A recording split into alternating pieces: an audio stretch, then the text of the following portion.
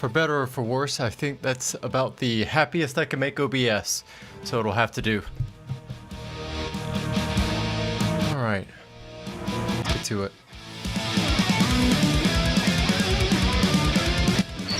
Nice.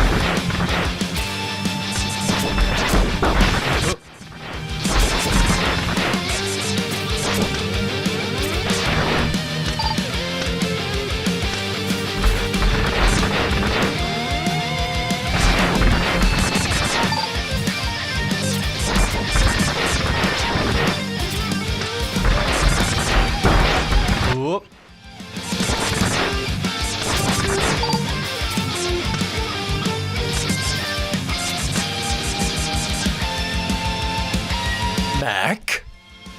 What are you doing here, Mac? You wouldn't turn on me, would you? Oh, goodness.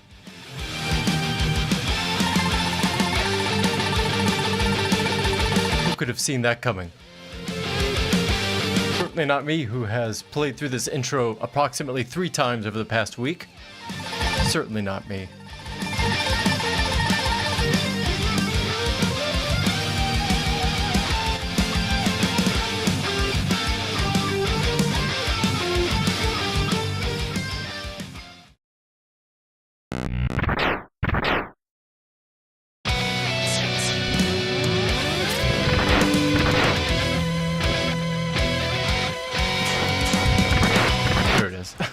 Knew it was coming.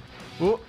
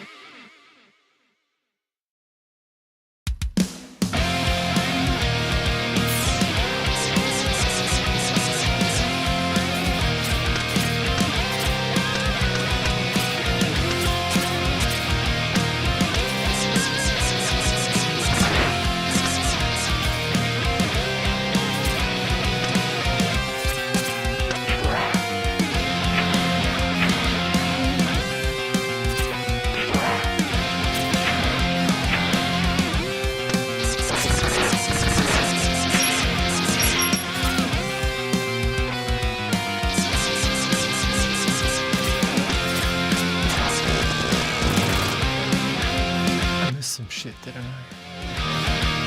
Yeah, I think I did. Oh, hold on.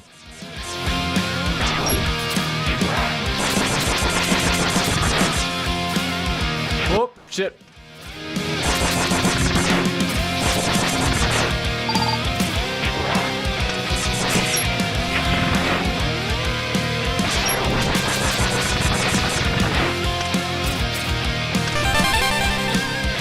There we go.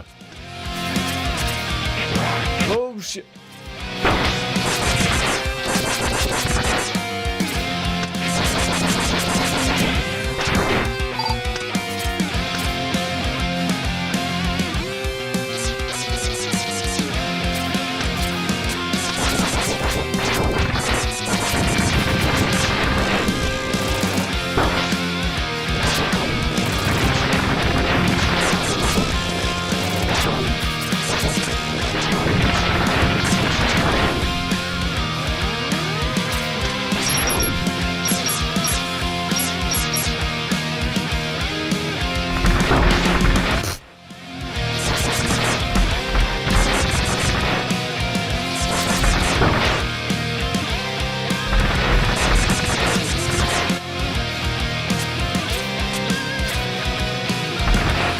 Oh my god.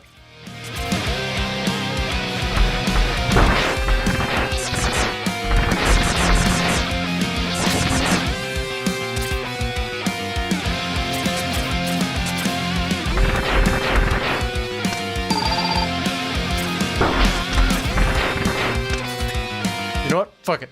Let's ride. I got save states. Who cares?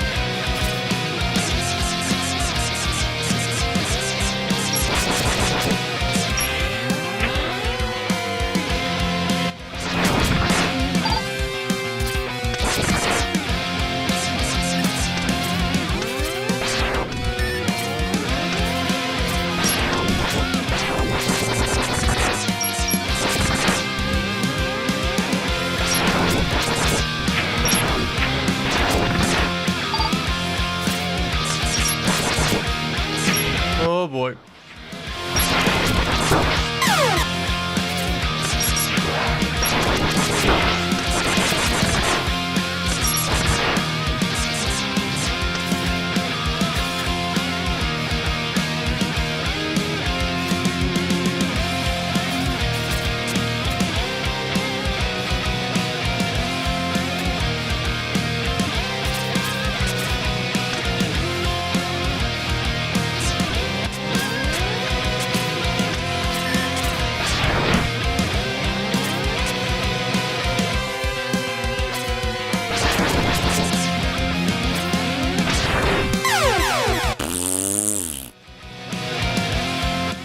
What's up, Barry? Yeah, I've got the script about done. I've got about actually I can show it to you. I've already got it set up. Do I? think so.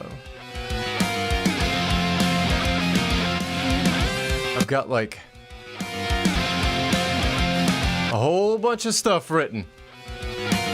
3,602 words. But I don't quite feel it's good enough. It's a whole bunch of nothing, if you ask me. That's not true. It's okay. But I talk about all three of the games, and I don't want to make a video where I halfway sound like I know what I'm talking about. So I want to make sure I get some specifics that I can bring up. I don't know about you, but I'm not really a fan when videos say, oh, I played this game, and it was cool, and I played this other game, it was a little bit more cool, the other one was a little less cool. That's just kind of boring. So, I need specifics, but for specifics I need, oh my goodness, I need video evidence, and I need names, places, particular instances of things. I'm gonna draw attention to the fact that I think X3 is not nearly as good as X2. Well, nearly as good as X2, but not quite. Then I want to be able to defend my case, so.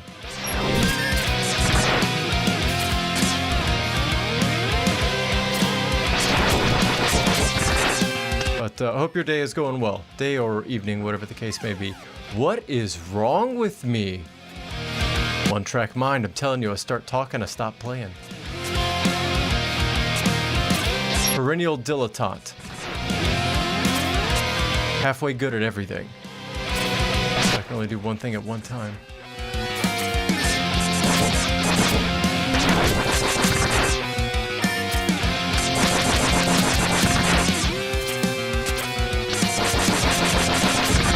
Boy, this is not gonna go well. There's no health here? What is going on? Why are you giving me so many... Oh my god.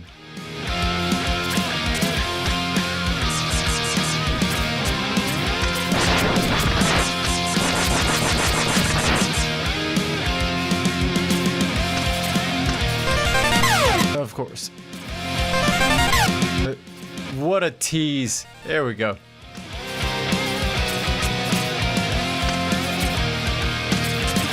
It's like they don't want me to beat this boss. Actually, they want me to be more careful on my approach so I don't lose so much health, but I'm definitely not going to do that. Going haphazard style. You son of a bitch. Bought Stellar Blade per a recommendation from a friend due to my love for Nier. Can't wait for my days off to addict.mp3. I'd say that's addict.exe or addict.bat, even worse. Doobie 1145.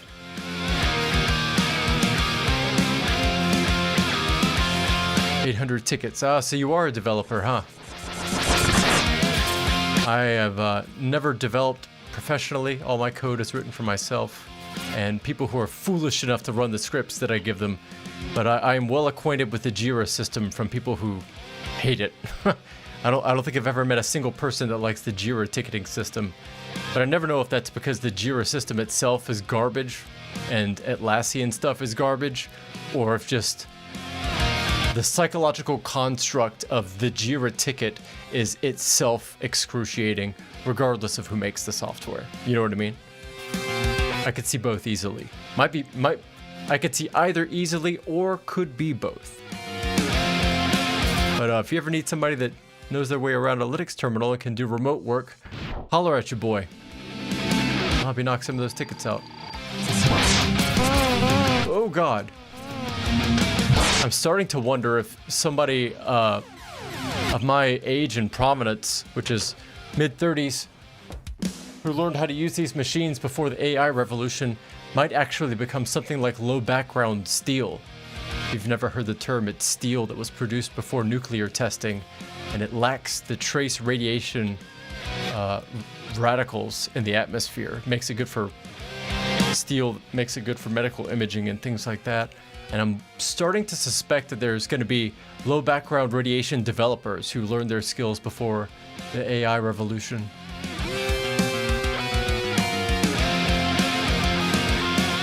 Wow, so they do Jira tickets for things outside of development work? I didn't know that.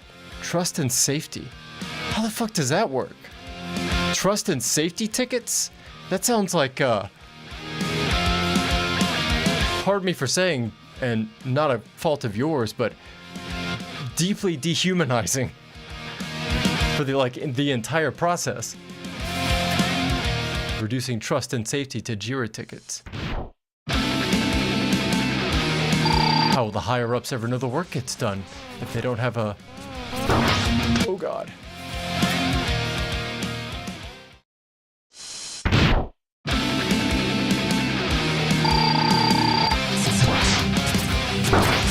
Of course.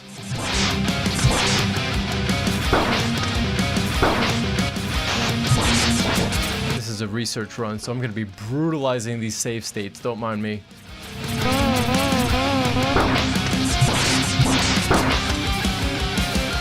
You might have the most frustrating attack patterns of all the bosses in this game.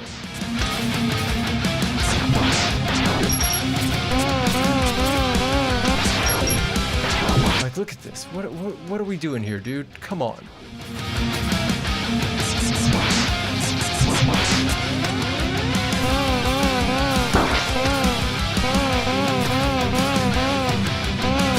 Oh my god. Are you even trying? What are you doing?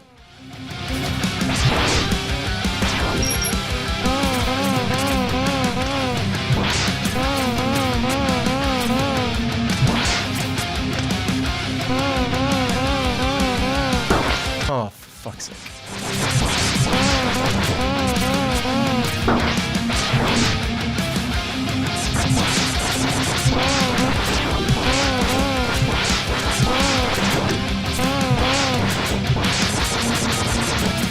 Okay.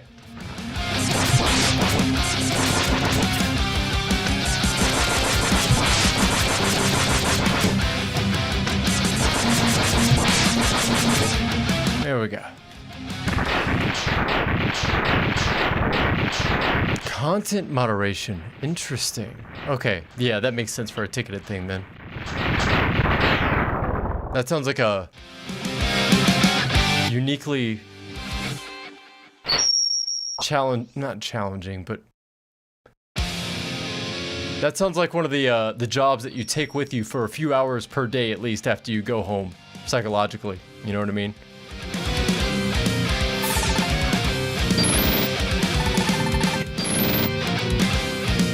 Just tickets. I must be developer pilled. I've got a few developer friends that basically use tickets and JIRA tickets interchangeably.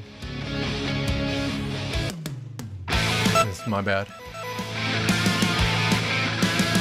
Oh, I left this damn window up. My bad. Also my bad. Letting you read the whole script. No, you read it if you want, I guess. Who cares? Where? There we go. So I should need to beetle.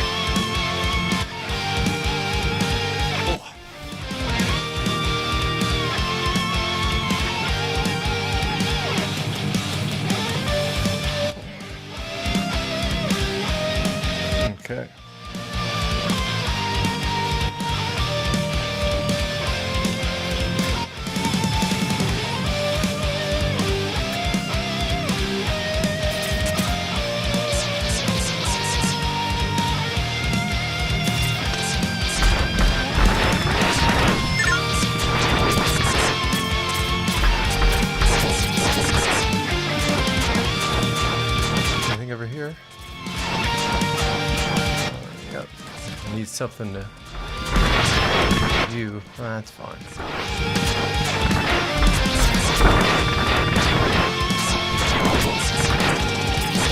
Holy Jesus.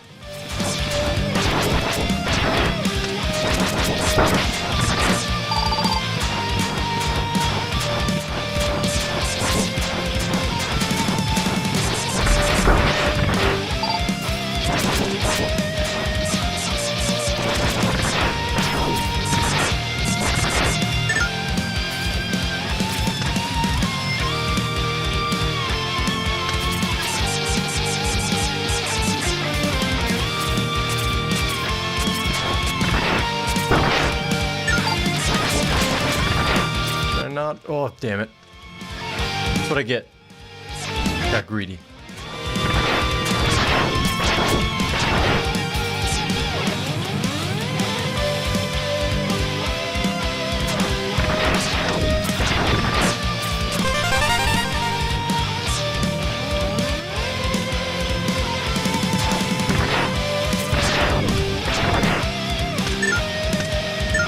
Nope, nope, nope, nope.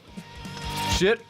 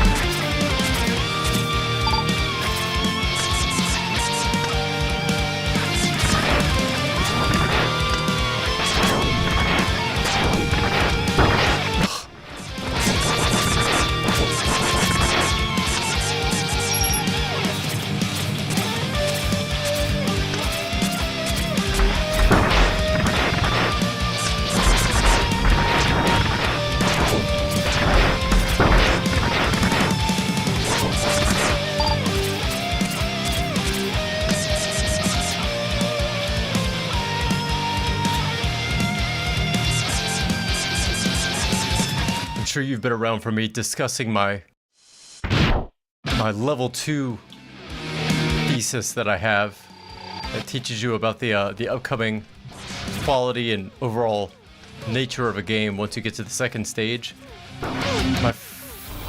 Hold on. My first successful video I did, which was the last one that I uploaded, got like almost at 16,000 views.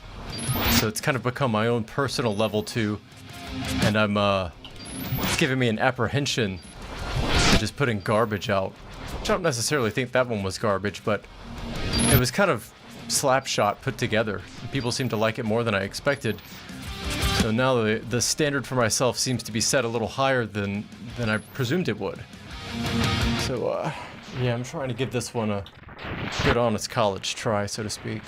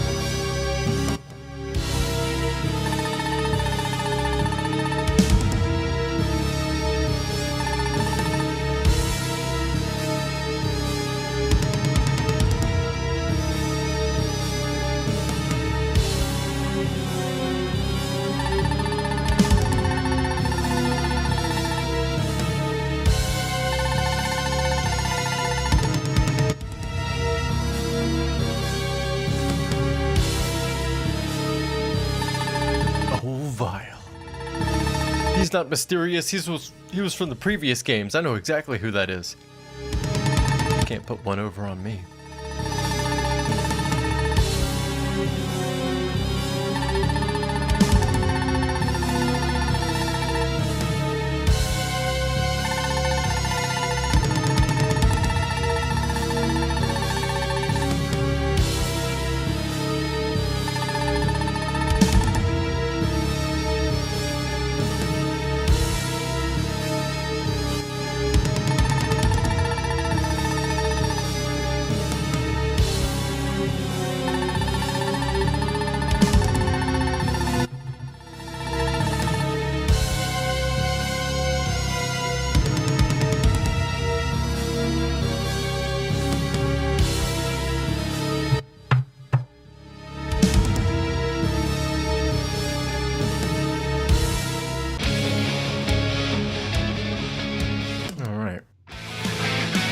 Next one. The Hornet. Okay. Any capture of them getting stun locked. I have a point to make about stun locking, reducing the compelling combat of the bosses. And to prove that point, I need AV evidence. Is my capture running? Yeah.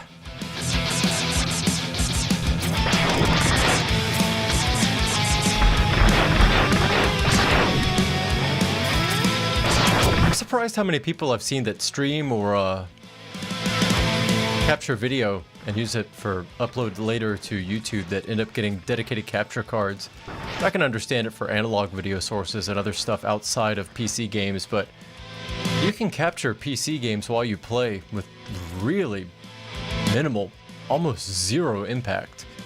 Given that a lot of GPUs have dedicated encoding and decoding hardware, I'm actually streaming with my GPU and recording it on a separate thread at the same time as I'm rendering it for play.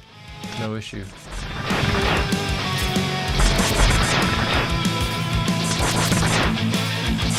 I think some people just like to spend a lot of money.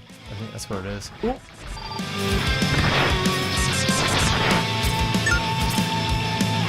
Oh God.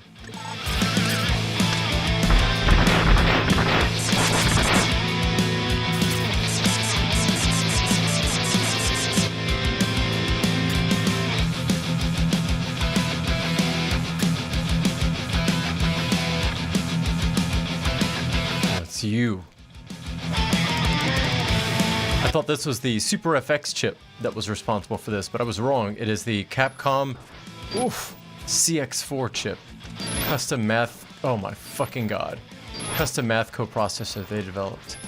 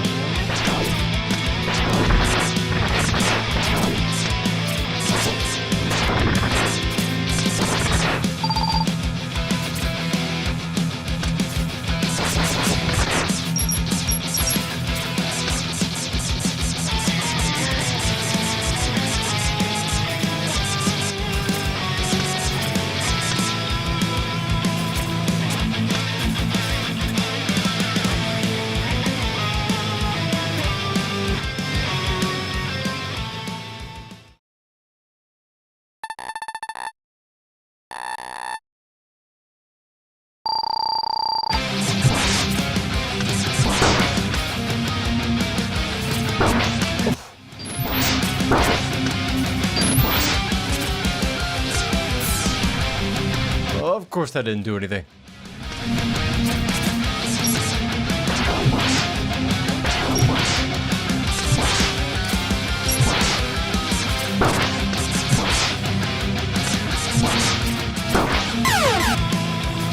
Let's try that again.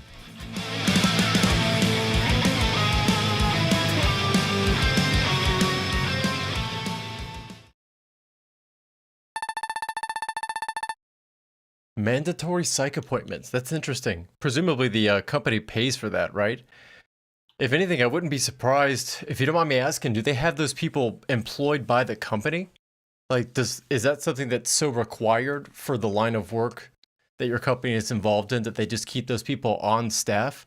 Or do they just give you a stipend and outsource it or have specific insurance that does that? If you don't mind me asking, of course.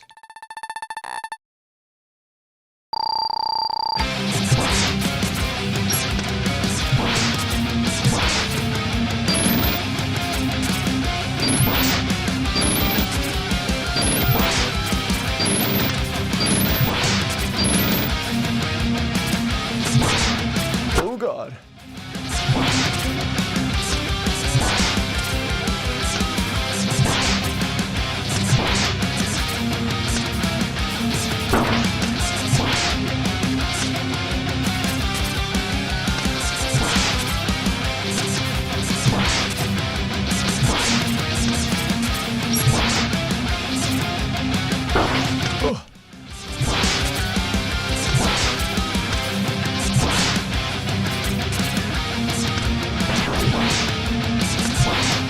Two of them? Oh my God.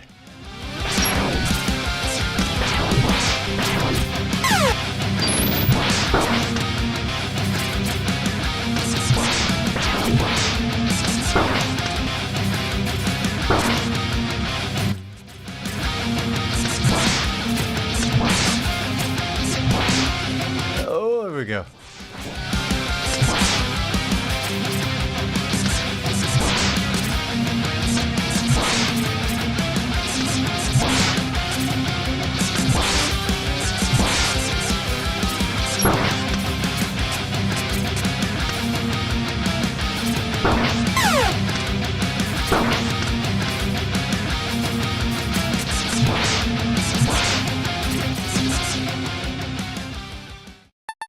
On staff, damn.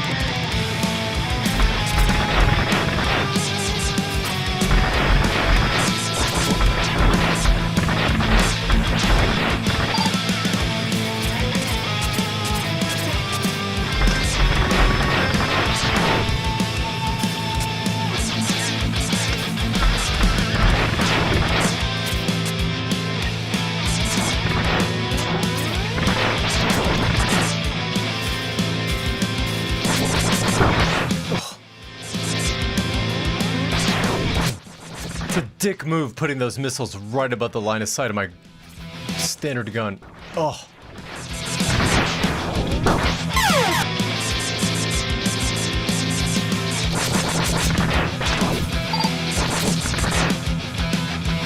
X3 is definitely the cheaper.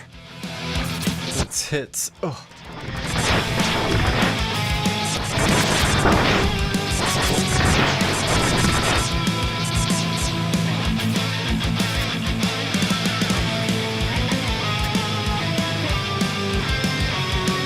All right.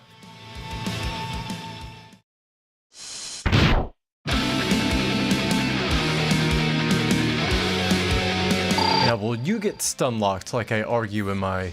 Yep, you sure will. That's ridiculous.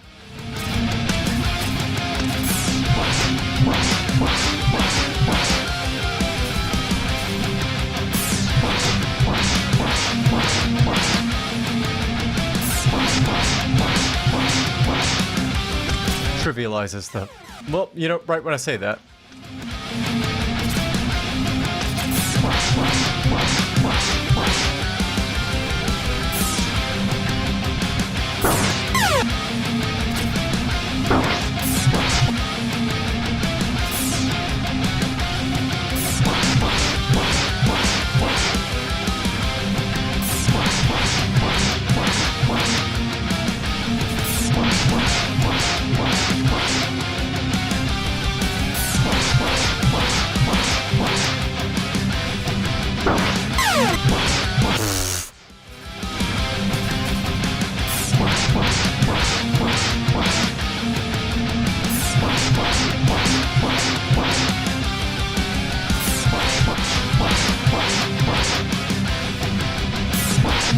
Nope. There we go.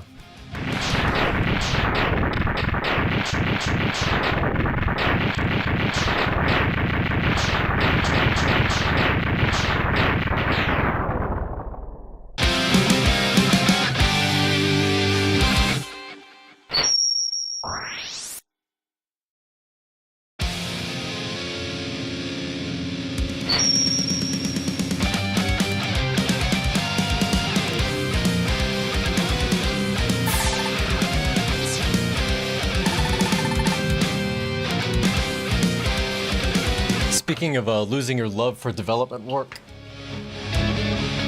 I think I saw some, I'm going to choose to believe it's the first visual evidence that I have of the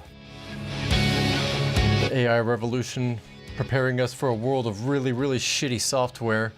I saw that GitHub went down today, and I did some digging around and found a community aggregated list of the rolling past 90 days that GitHub has been down, and GitHub has had reduced functionality or has been completely unavailable off and on for a total of 6.5% of total hours over the past 90 days.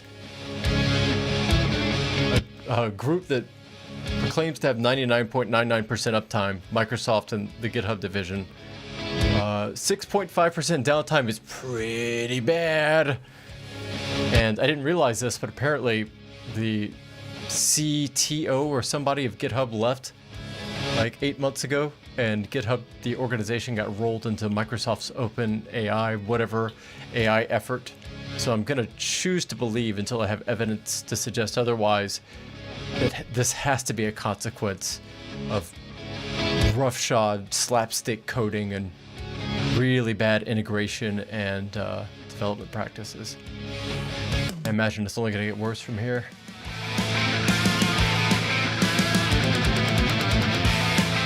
Let's see.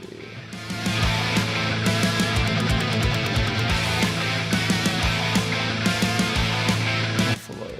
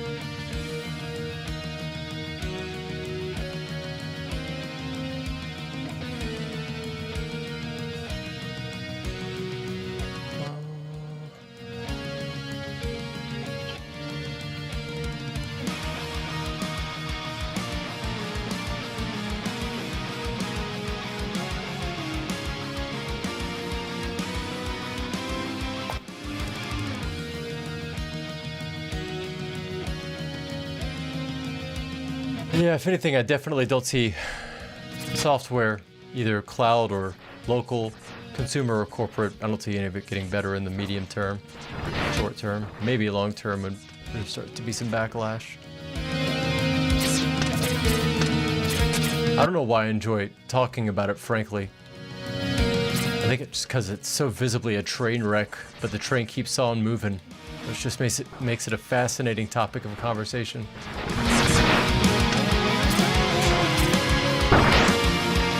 Everybody's too deep into the shared hallucination of it being a good and useful thing. No one's willing to stick their neck out and say, maybe this isn't such a good idea. They just keep letting it happen. Old groupthink.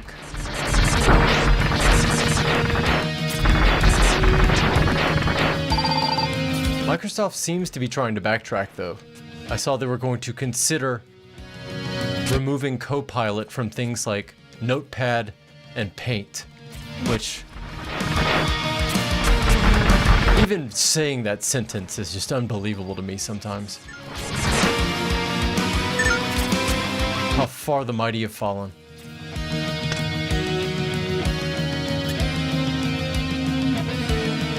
I don't think it's too little too late, but boy, they got a long road ahead of them. Win back some of that consumer trust.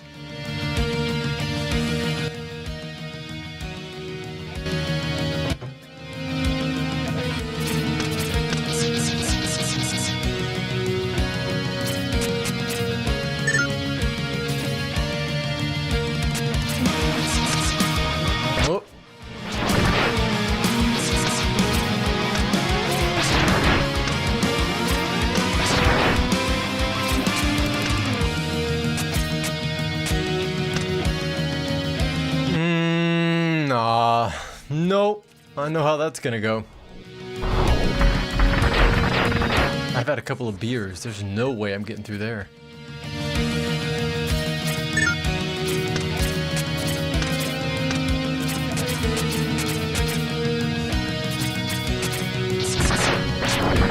Allegedly.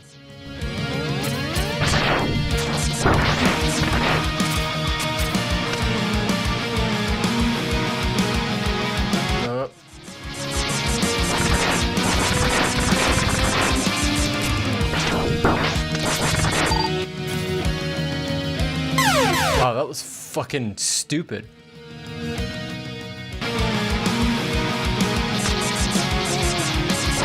Walked right into that. Well, fell right into it. Gone?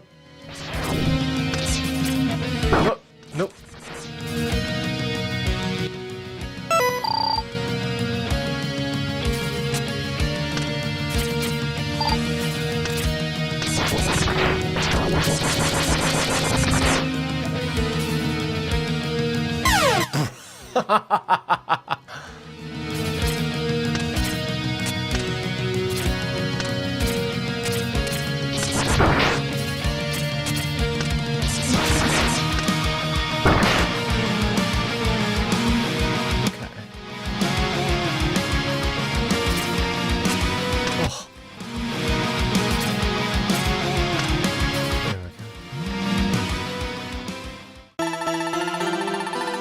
Enter this capsule, X.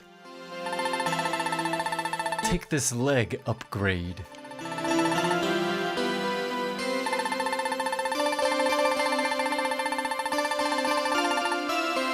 I stuck this definitely legally dumped ROM through a hex editor earlier, and it seems like a lot of this text is actually just stored in plain text. You know, when looking at it as ASCII, seems it could be pretty easy to replace. Thinking about doing it and making my first ever ROM patch.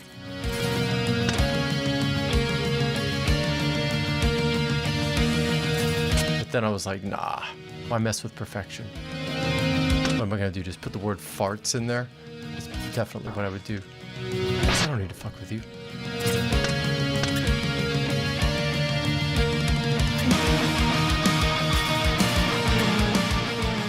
Okay. Now we'll use Stunlock. You'll be the third boss to Stunlock to a weakness weapon. Completely nullifying... Wow, that's ridiculous. Well, not completely.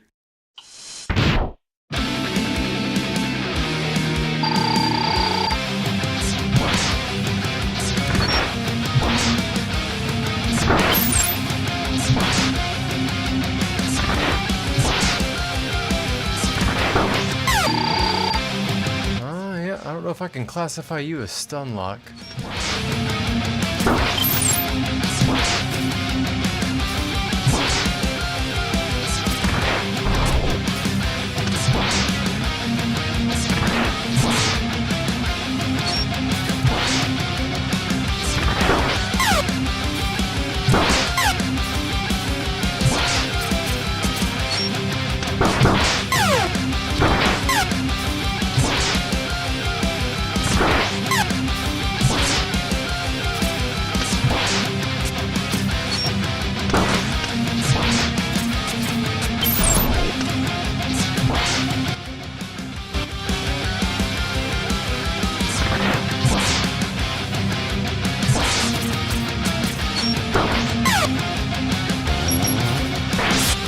was that? Holy Jesus.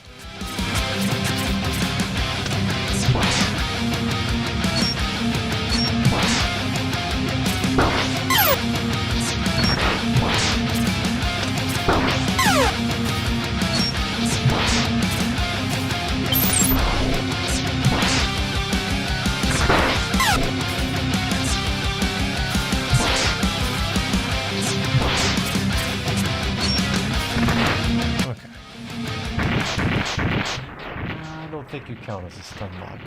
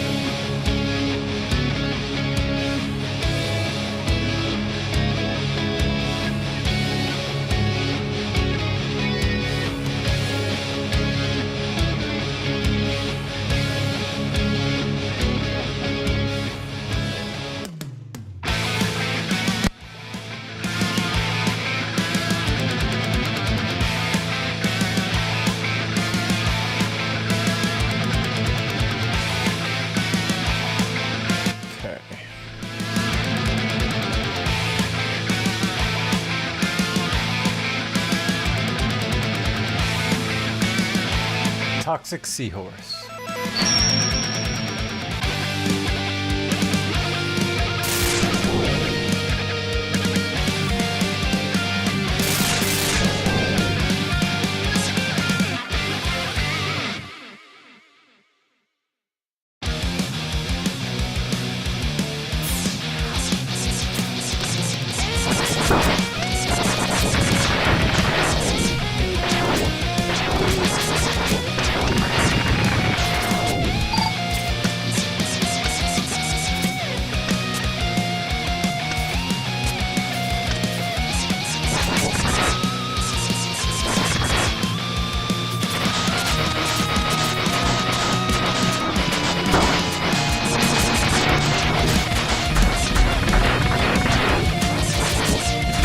Such asshole enemy placement, my god.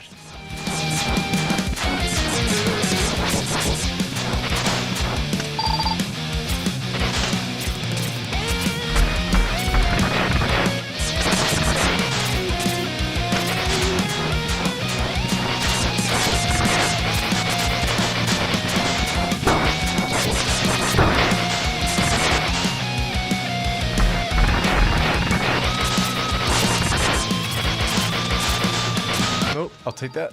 Thank you.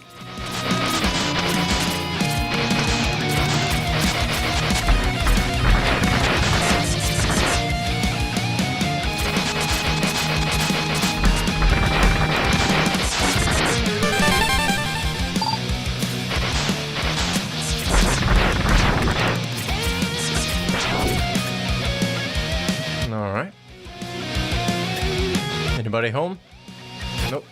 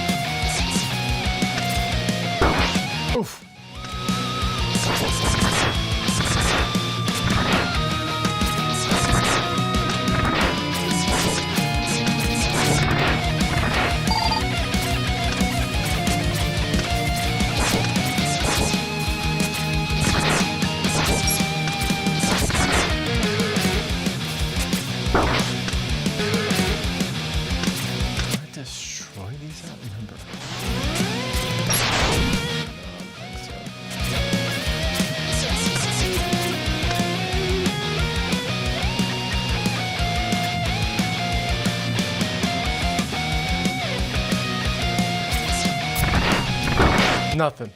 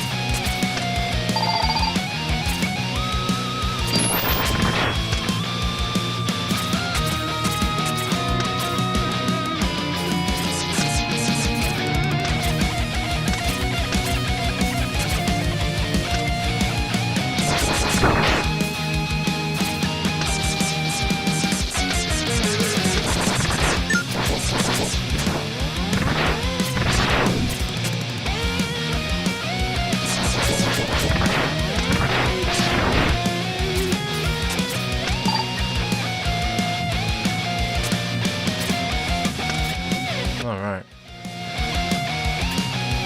Done like attempt number 5.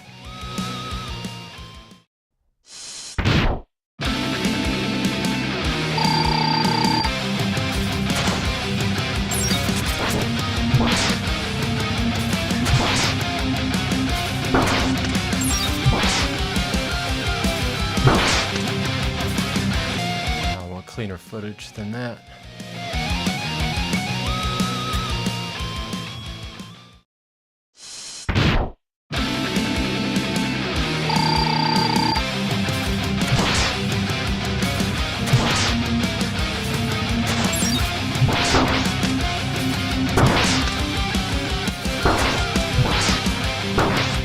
Okay, that was equally gross. Try again.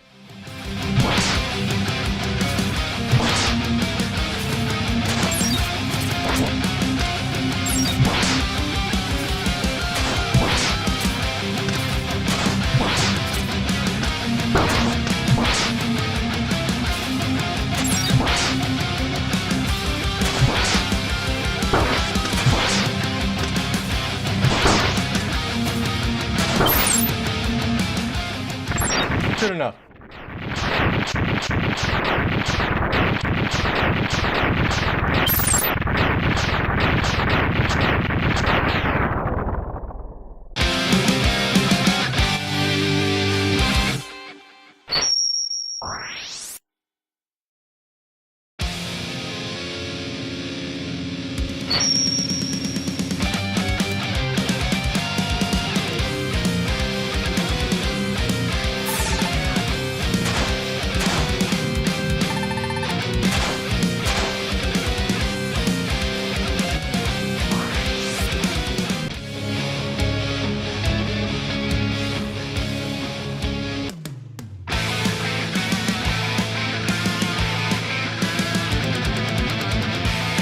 Okay, rhino, catfish, then crawfish.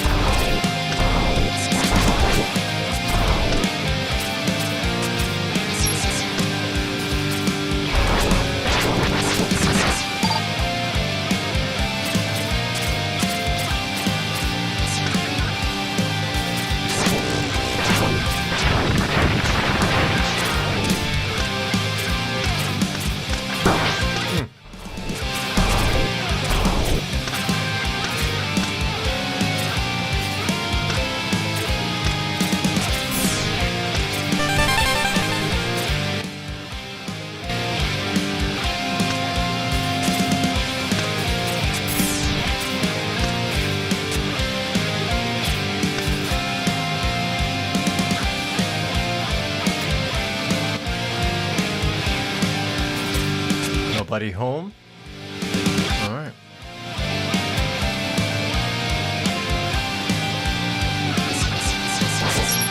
Oof! Cheap. Absolutely cheap.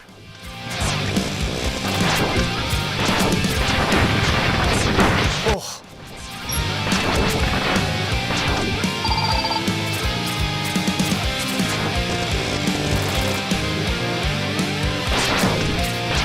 You guard that power up with your life. Bad mistake. Mega Man, I have like 7,000 different guns. Will never stop me. Not with those guns in my save states. Working in tandem. Oh, that boulder might.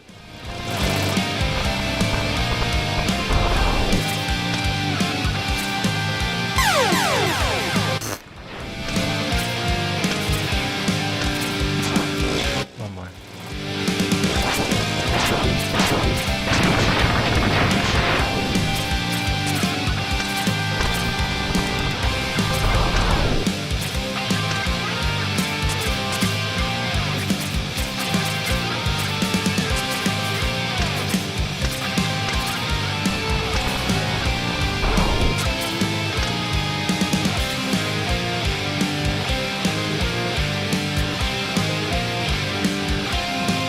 Oh boy.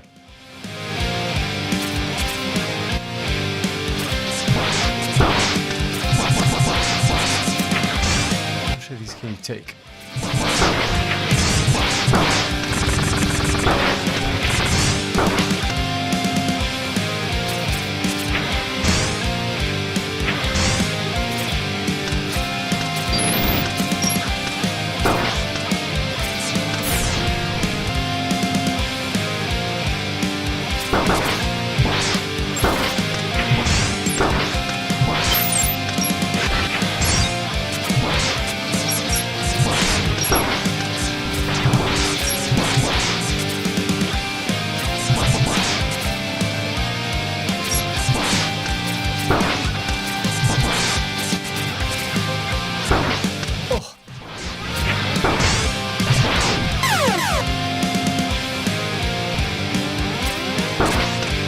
Bullshit.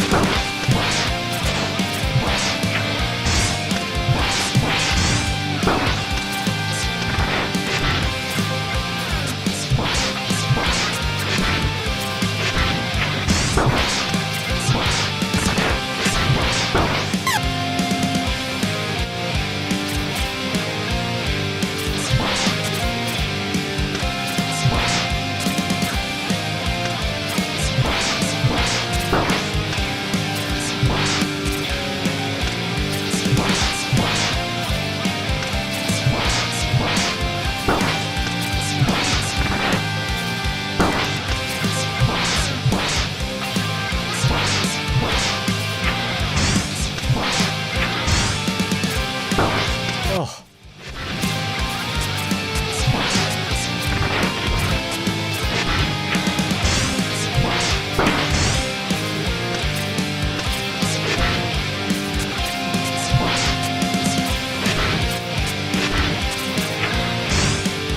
Oh, yep. Saw that coming.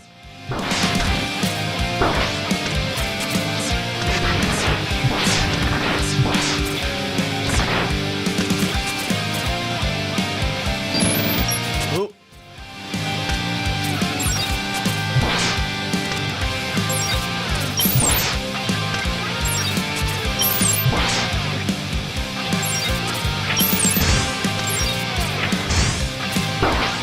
Oh my goodness gracious.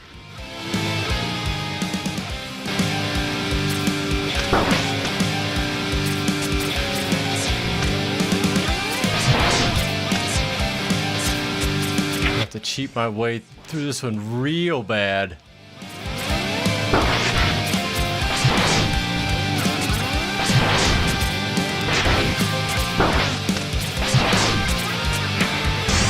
Your hitbox is out of control.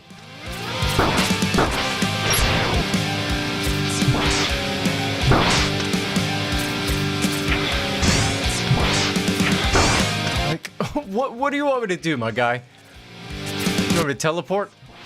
You want me to turn on my game genie? Is that what you want? Want me to get good? Well, that's not happening.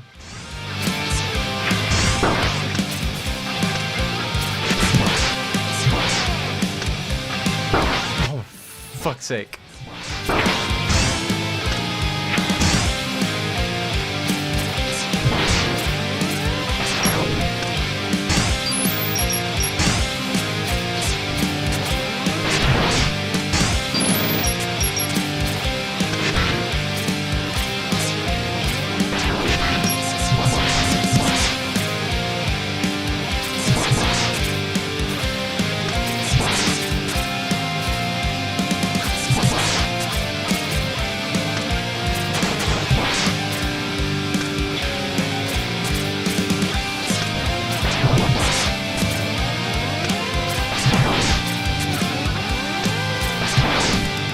There we go.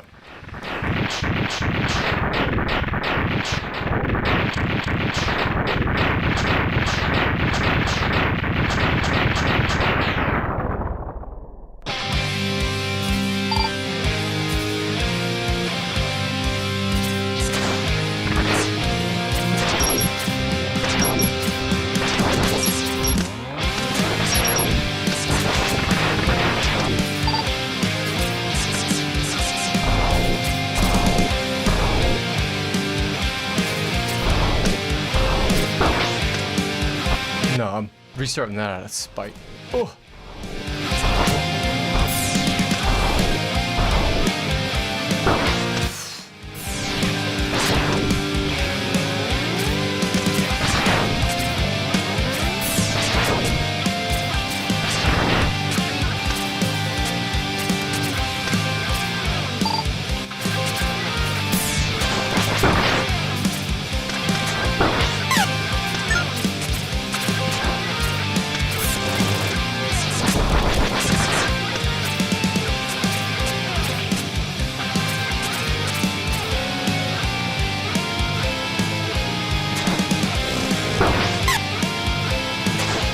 Look at how much damage they do. It's ridiculous.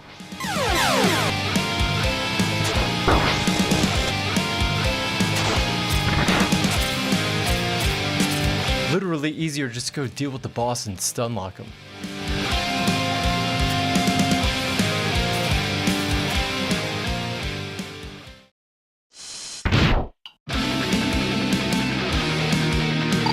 Assuming you stun lock. Yep, you sure do.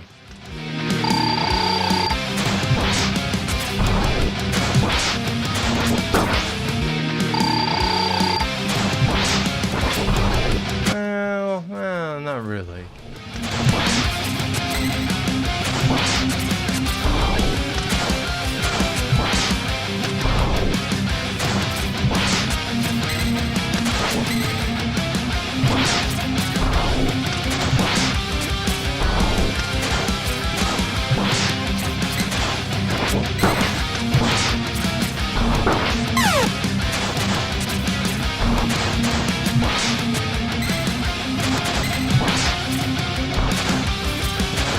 Faked you out.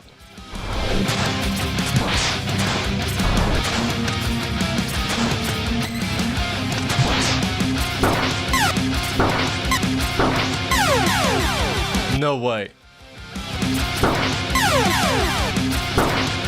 I don't think I can get away from it.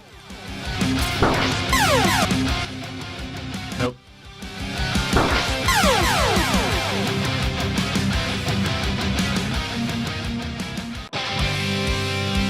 Yeah. Not too much of a departure from X2, but this one you can really feel the padded runtime.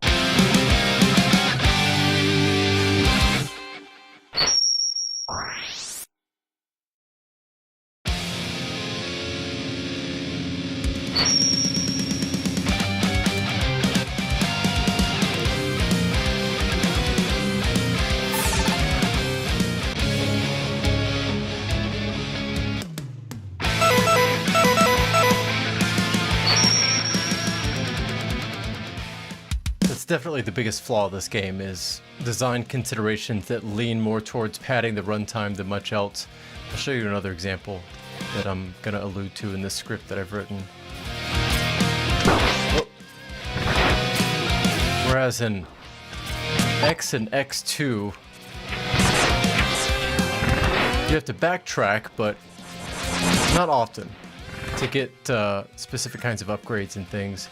But in X3, you might backtrack only to find that you don't have what you need, because some of these things require 2 upgrades to get to them. And you only realize that after backtracking with one of them, which is Latin for padded runtime. Certainly in a 90s context. Right up here.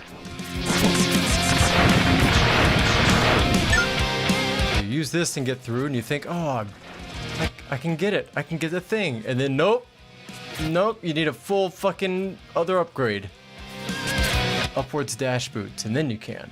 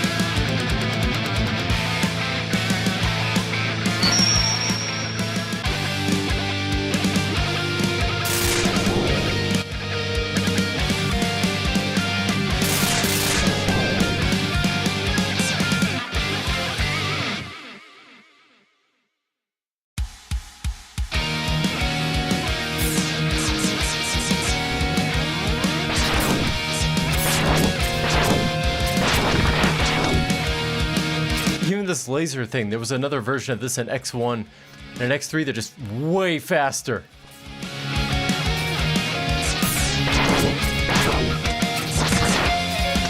Oh, they were going for punishing. They succeeded.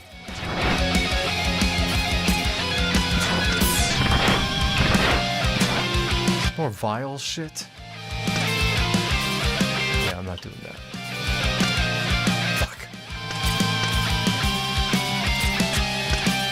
Really? Oh, you son of a bitch! Yeah, save stated.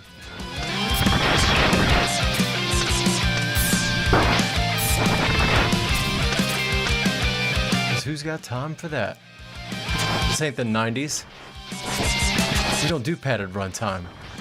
I'm from a culture of instant gratification. Wait for nothing.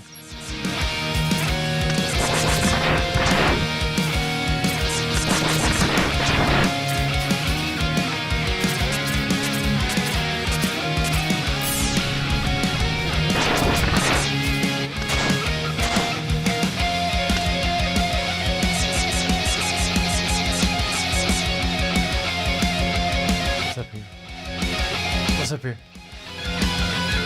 What this is? Okay. Nope. Oh, skin of my teeth.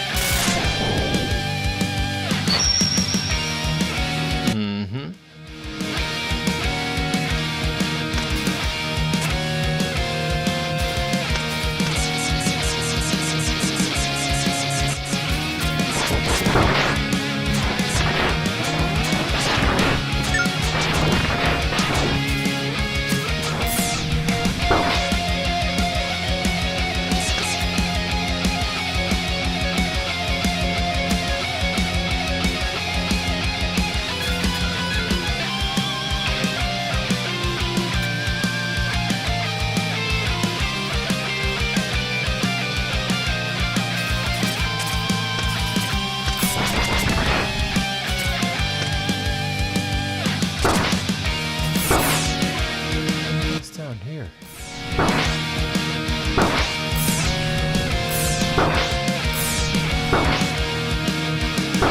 I'm supposed to go?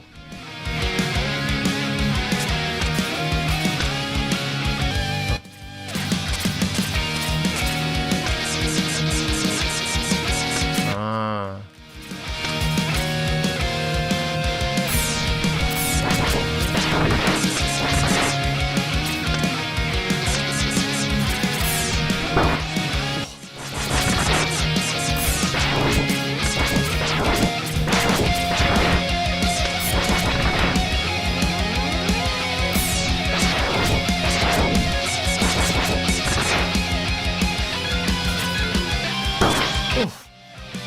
Oof.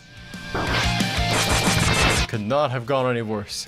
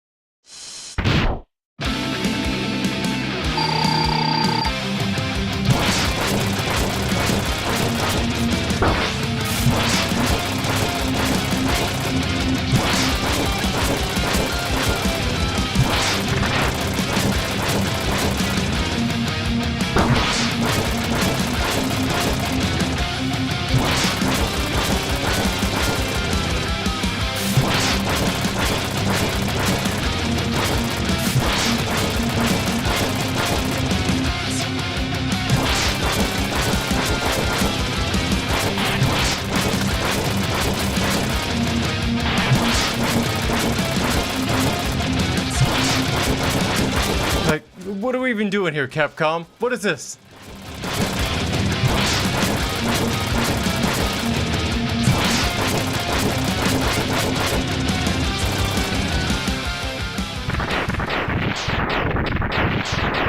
Get some water.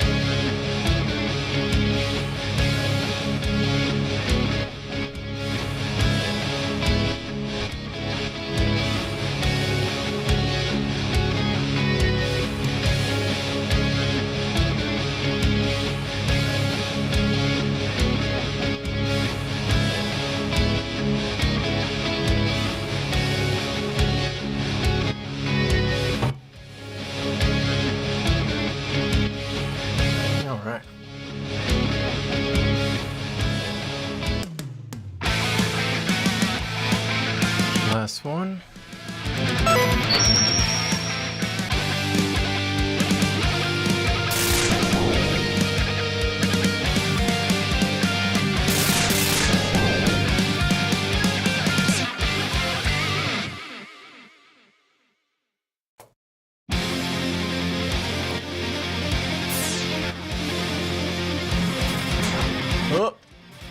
Right off the rip.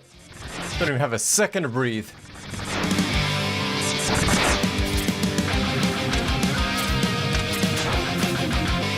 Now I'm curious. Can you make that?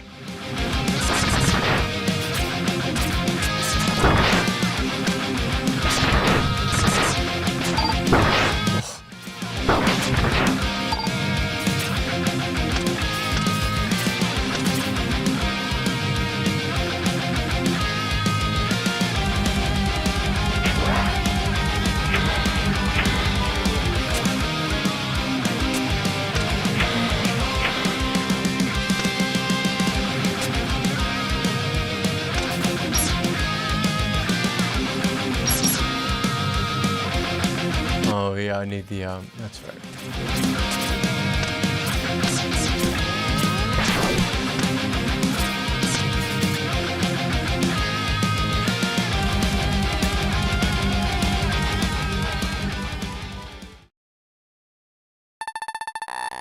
Yeah, I don't care. I've met you before. What are you weak to? I think the sparkles? Yeah. Oh, Jesus.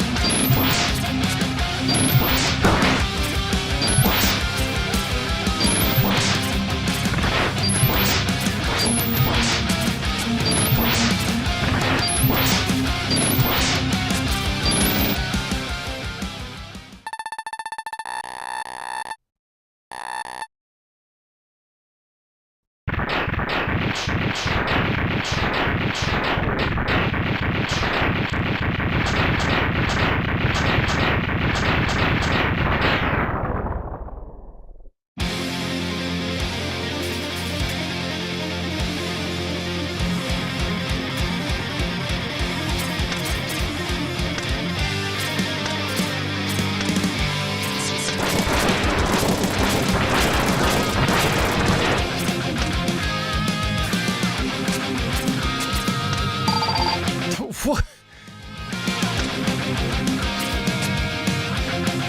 No. Nope, not doing that. I do not like that.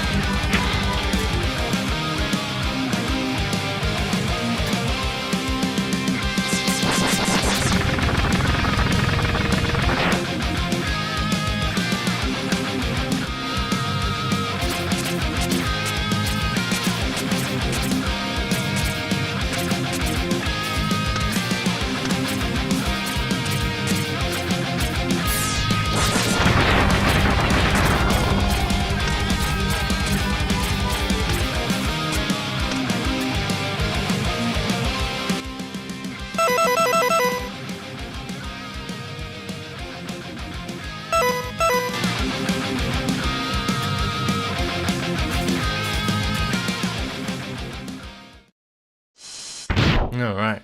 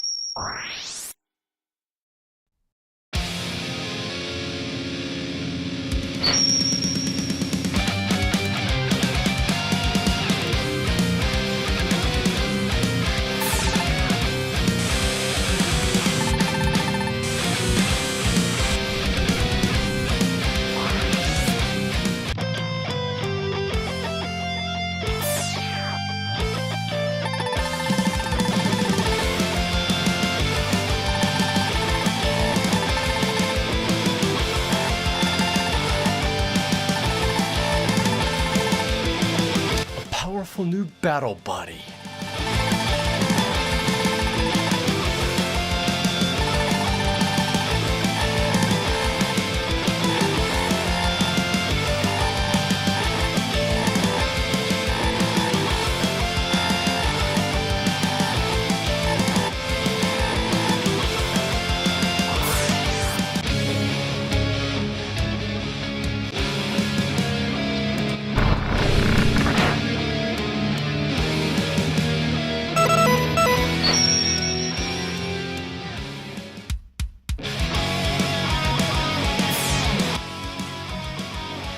I totally forgot that it could call 0.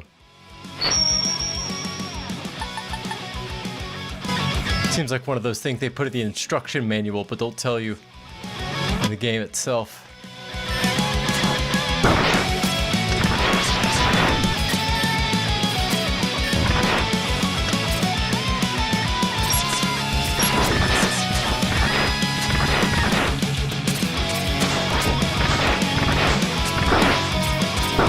Oh my god.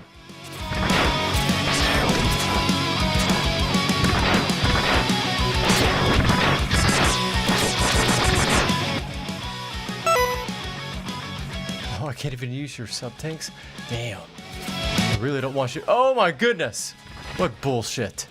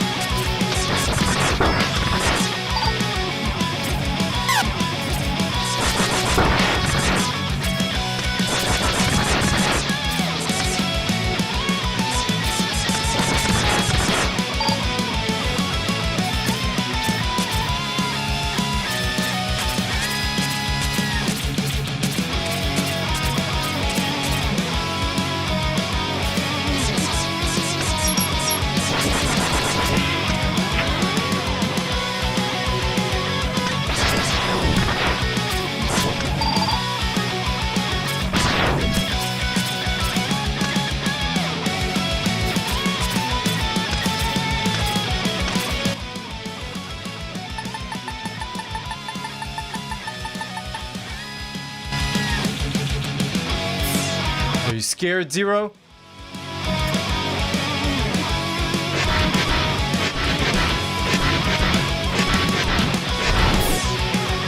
Oh. X, I've come to help. Oh my god. Okay. What are you weak against?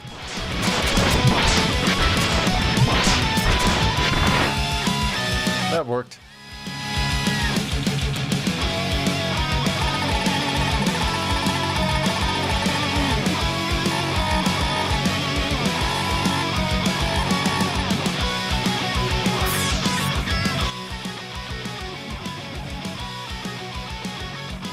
Interesting.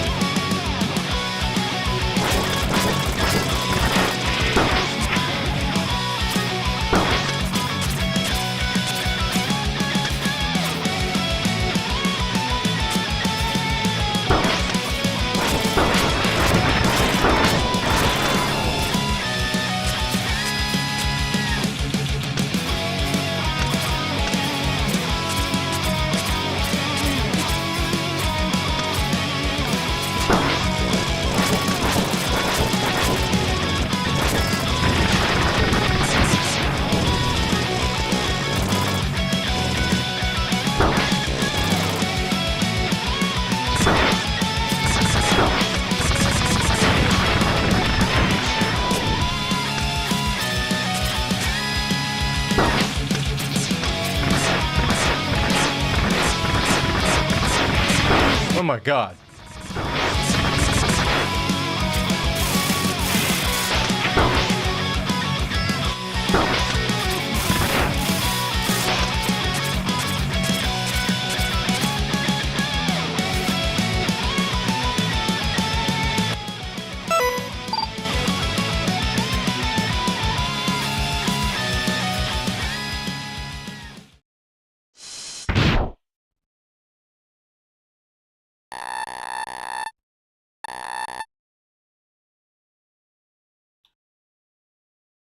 Big spooky.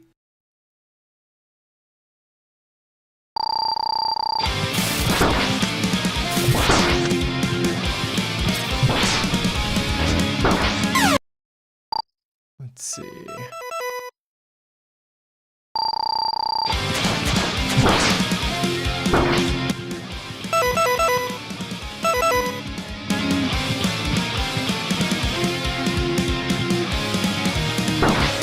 Well, I don't know what happened there.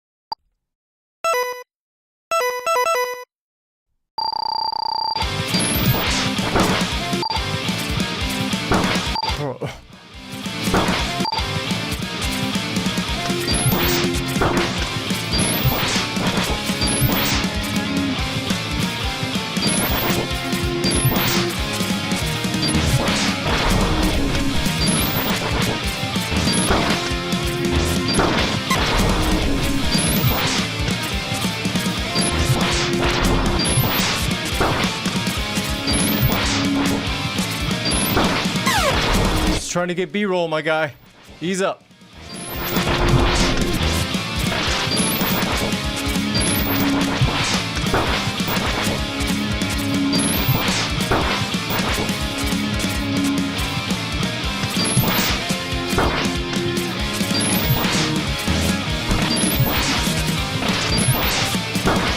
Oh my God. Come on.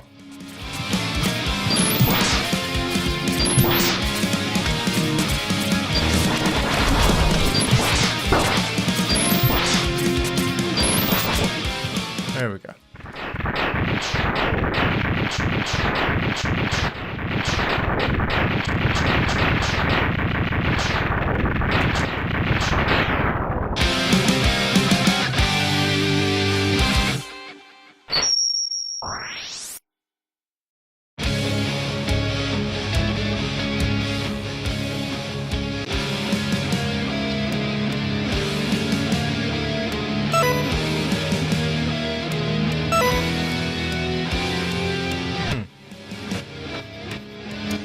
That's enough B-roll.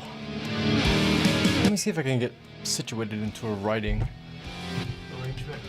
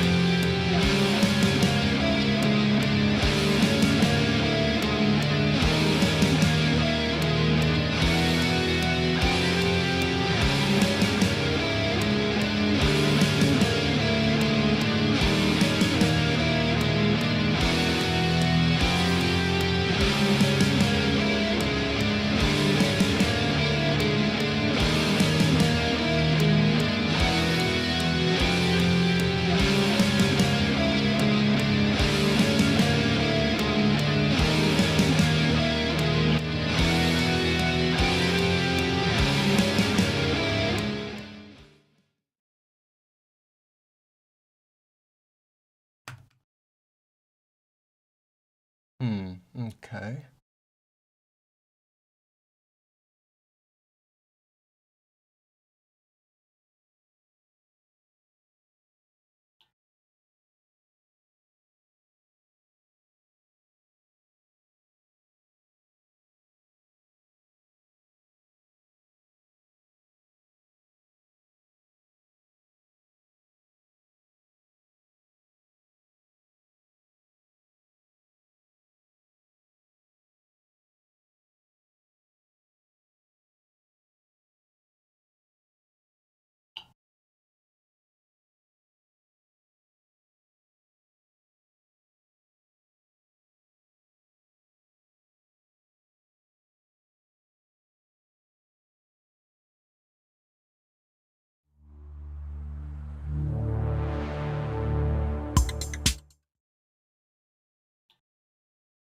Get some music going.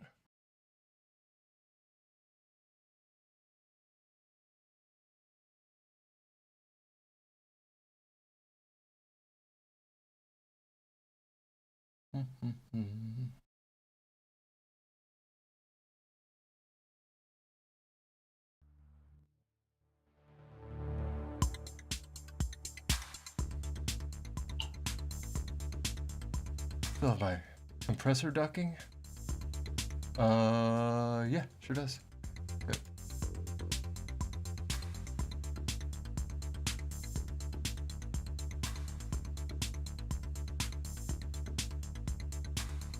Okay.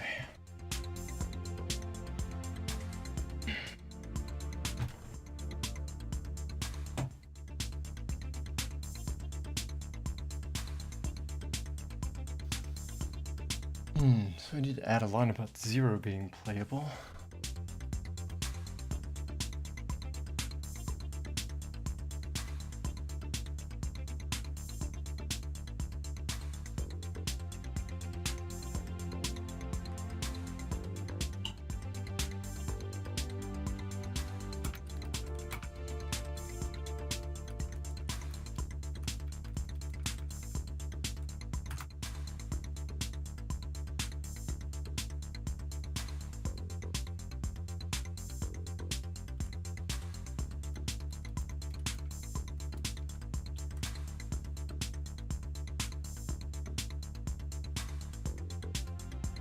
Yeah, so you can't play them as 0 and x2, not without a hack.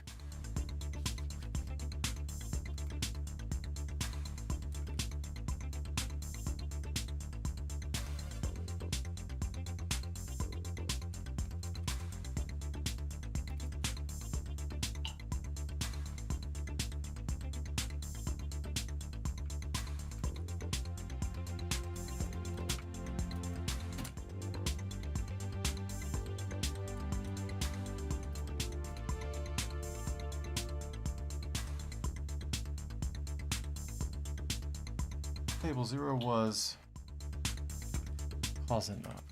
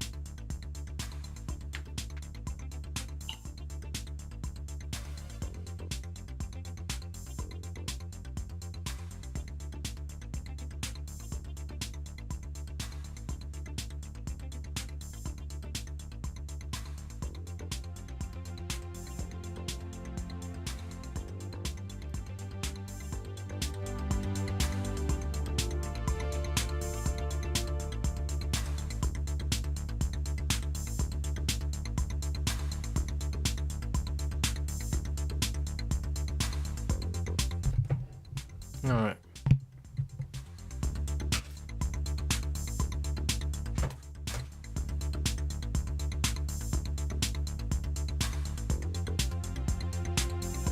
That needs to be rewritten.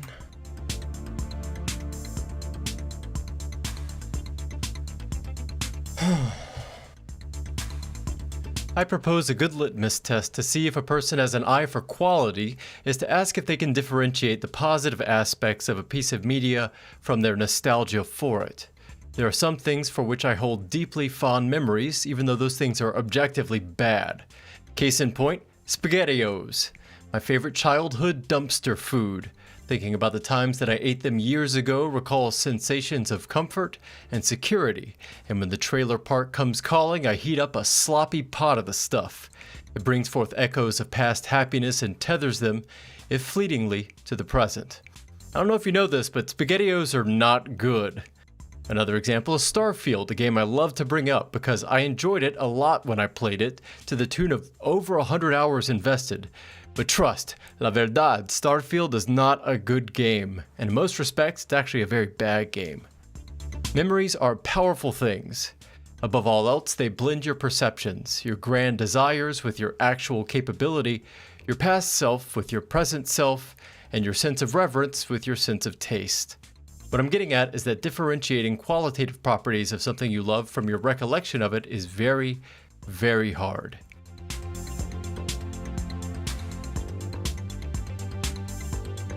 If you ask me if the Mega Man X series is great, I'd say, of course. But if you then ask me to differentiate between the quality and the nostalgia, though, without having replayed it recently, I don't think I could. It's been decades, and to make matters worse, there's 3 different games to consider. And my blurry recollection was that they were basically equally good. Similar programming, similar progression structure, weapon styles. As far as I could remember, they were functionally identical. I mean, how different could these 2 games, or 3, no, not 2, 3. How different could these 3 games you see here actually be?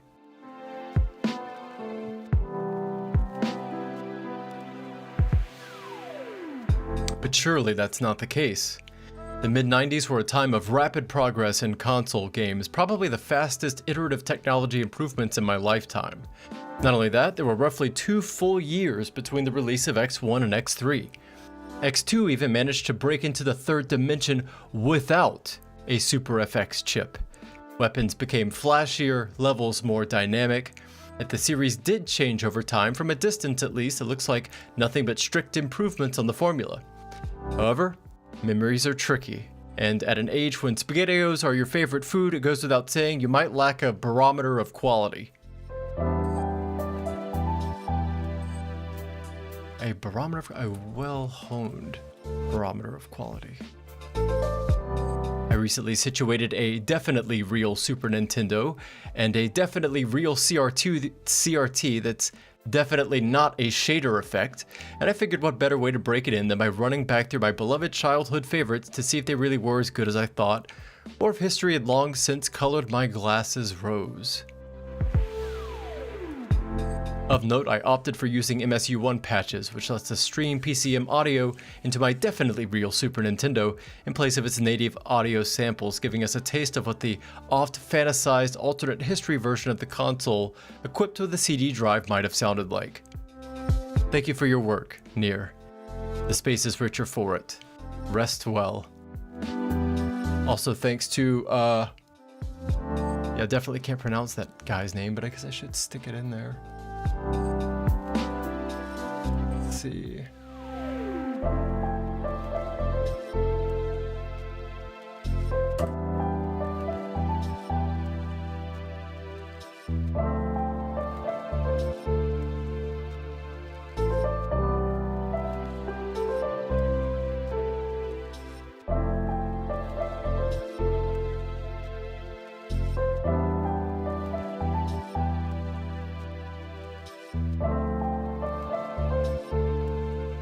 That looks Polish. How does that sound? Krzysztof Słowikowski. Krzysztof Słowikowski. Krzysztof Słowikowski. Krzysztof Słowikowski. Krzysztofs.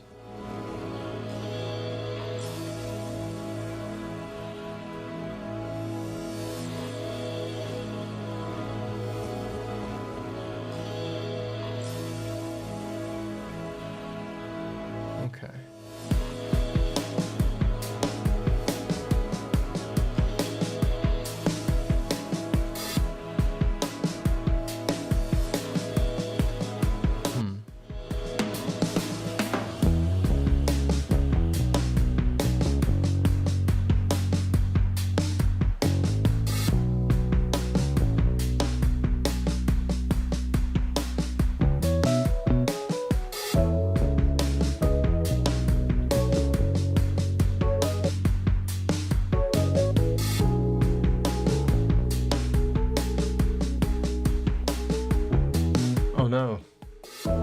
The guy that I perma-muted from my channel unsubscribed.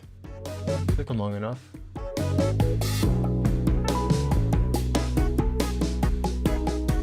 Hopefully you'll find some other more conducive place to complain about Linux. Godspeed.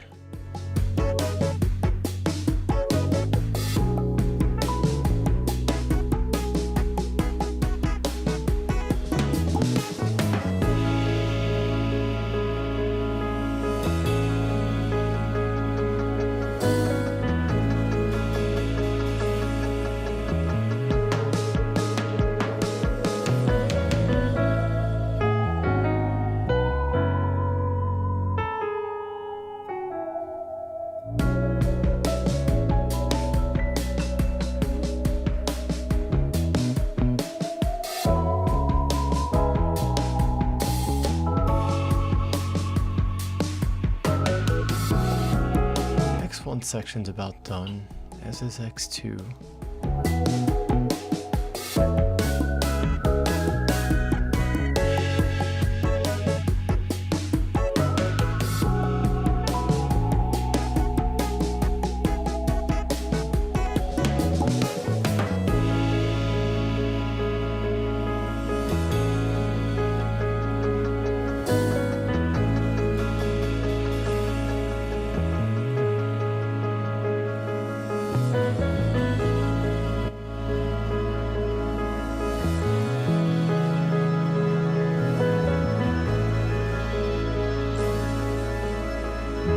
He was the imposter and got voted out.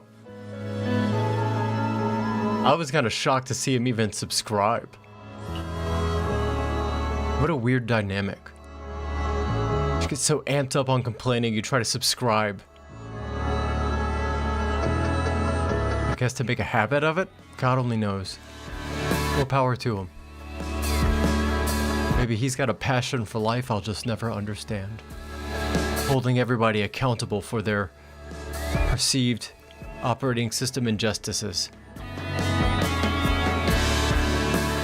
I'm not a religious person, but I genuinely enjoy invoking religious terms and the word God specifically to denote causes and effects greater than oneself. A man like that was on a mission from God. The Holy Spirit did speak to him and tell him, "You must tell everyone who uses Linux that they are wrong." Unfortunately, he was not welcome in my church.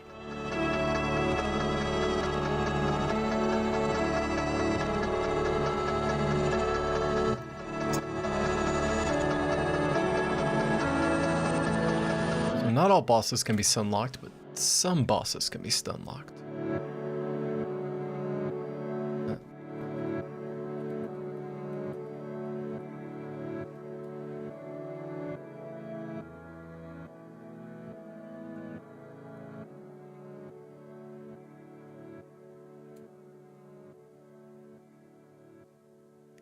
The most notable thing is that a majority of bosses can be completely stun-locked by the weapon they're weak against. What used to be a way to reduce difficulty through creative ordering of levels now nullifies the danger of the most powerful enemy in the stage. It's anticlimactic and undercuts the grandeur of what should be the keystone moment of any given level.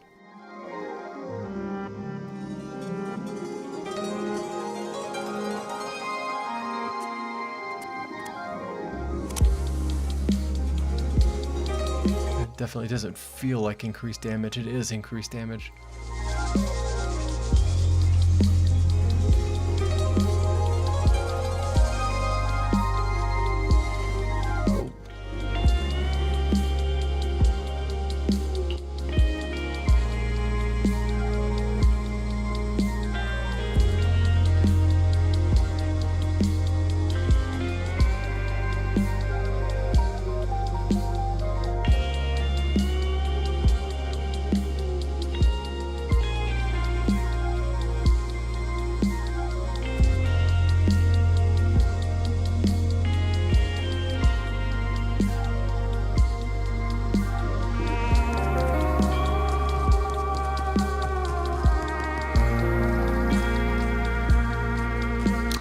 thought that drill projectile was useless on most enemies, but it seems I was wrong about that. It actually works on a number of them.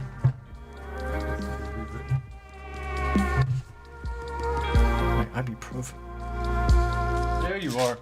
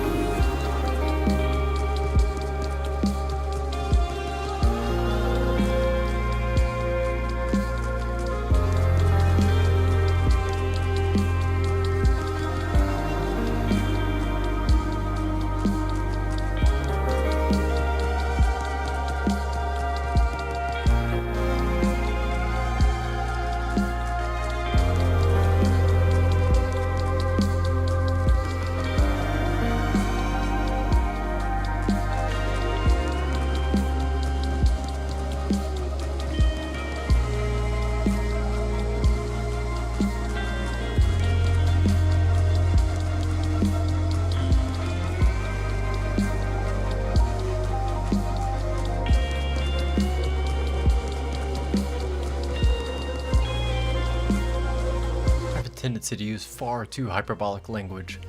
Very difficult to dial in. I don't speak in extremely common hyperbolics, though I do from time to time, but when I write, it's constant.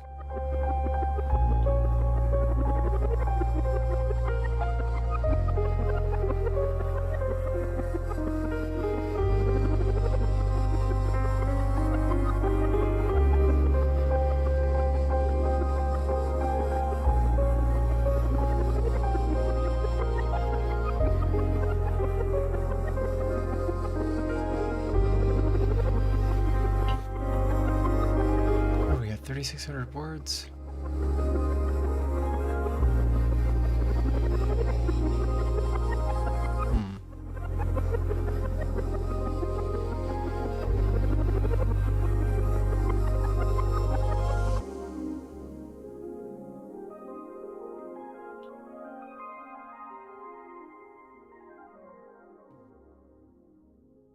Let's see, the ESO piece was 2,400 words. And that came out to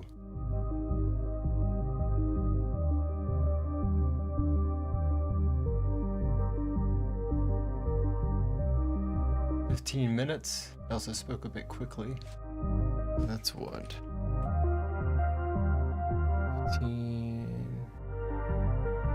45 seconds plus 15 times 60. Oh, come on, calculator, what are you doing?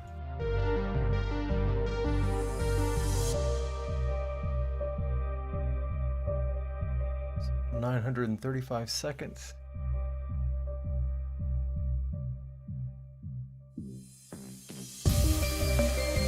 For 50 words roughly by 935 seconds. 2.62 words a second times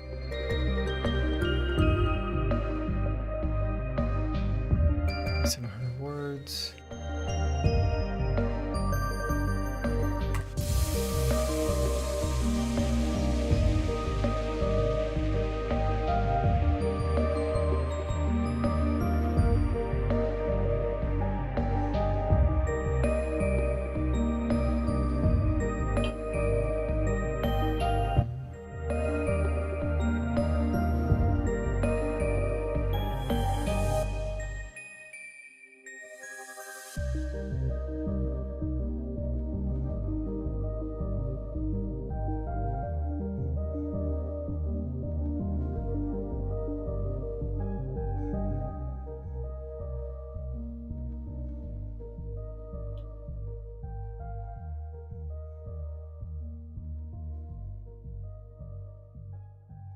That should be about a 22, 24-minute video. That's not bad.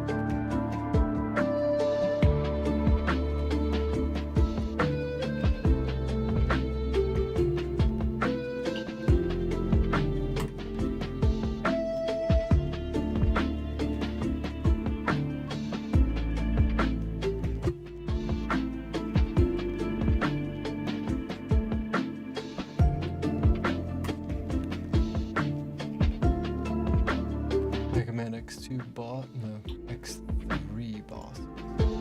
Oops.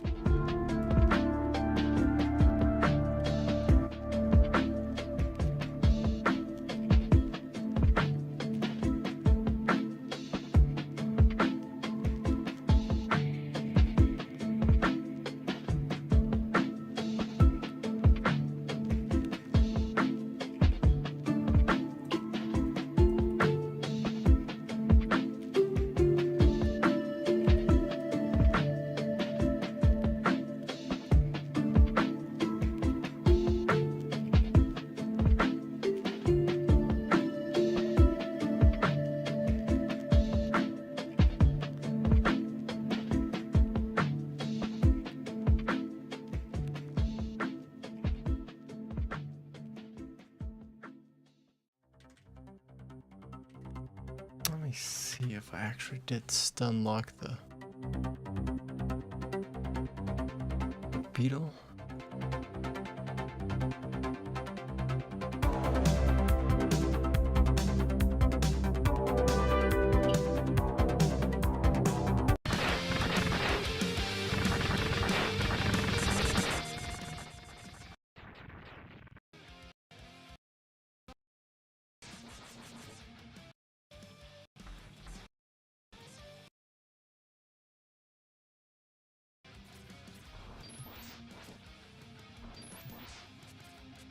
Not quite.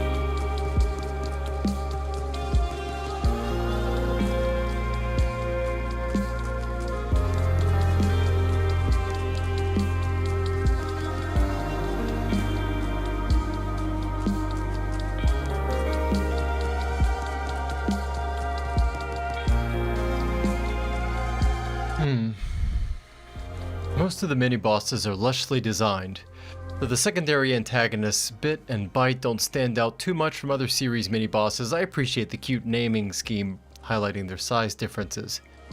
Let me be clear, I don't think X3 is bad, but when I replay the series, I don't reach for it first. The problems it has arise from pushing aspects of the X series that were already proven to work farther than the gameplay itself could reasonably tolerate. The most notable thing is that a majority of bosses can be completely stun-locked from the weapon they're weak against. Blast Hornet against the Gravity Well, stun-locked. Ice Shot against the Toxic Seahorse, stun-locked. Drill Shot against the Volt Catfish, stun-locked.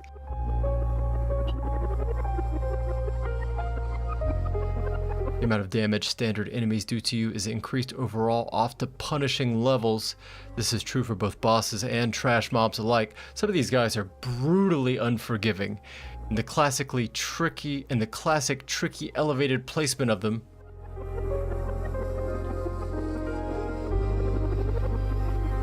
Classically bastard move, elevated placement. Makes it all the more irritating. It's definitely a bastard move.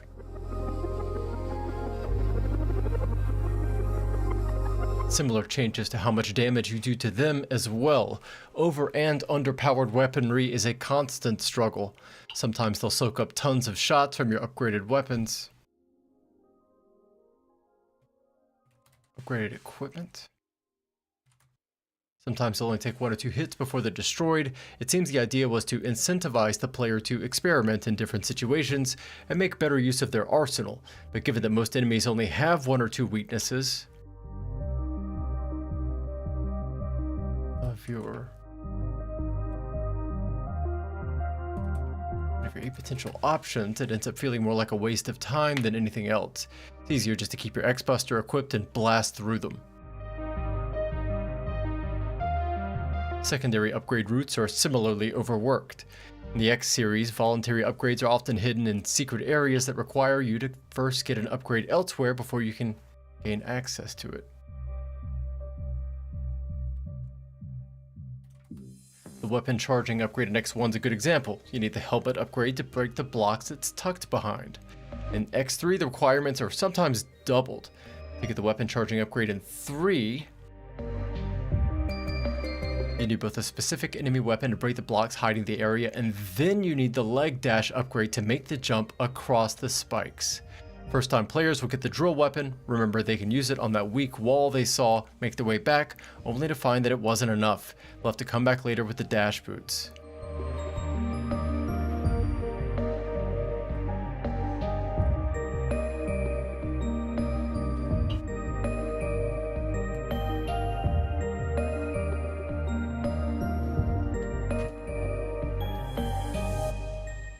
At a certain point, design like this feels like runtime padding rather than engaging complexity.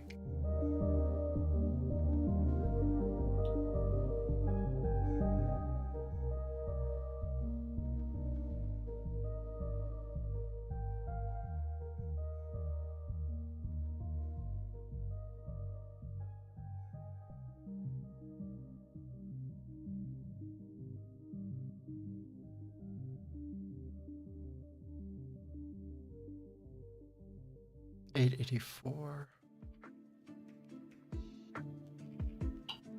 $970,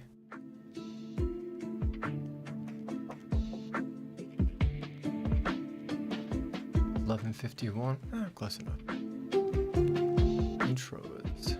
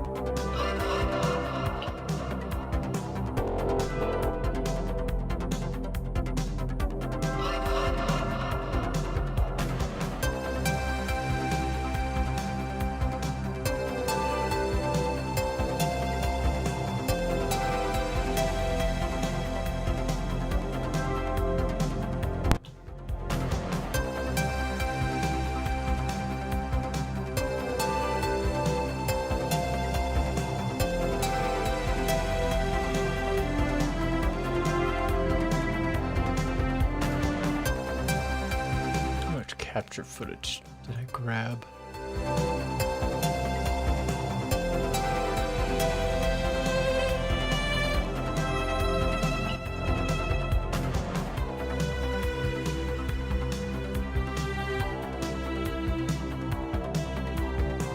$40 GB? Nah, that's not too bad.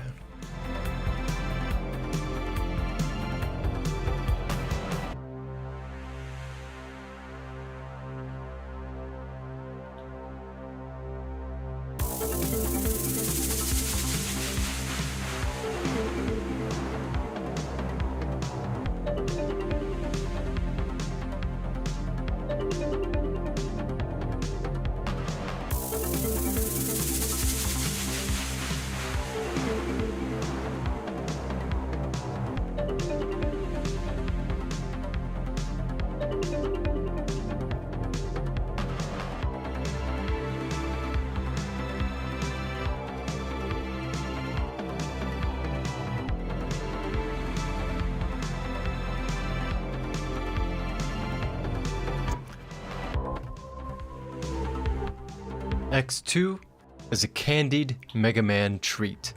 It's a broad improvement on the formula demonstrated by X1 in essentially every way, and spoiler warning, gets my vote for the best one in the SNES trilogy.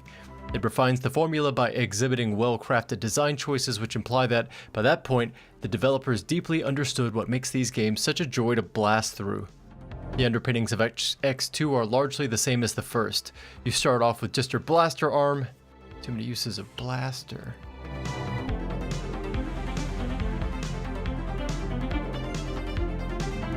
And you need to work your way through successive boss battles and absorbing their life essences into your killing gun to help you kill even more efficiently.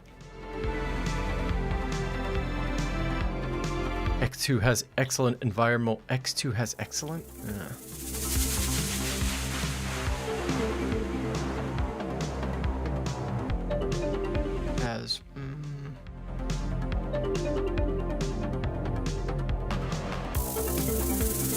Blaster, take me to dinner first.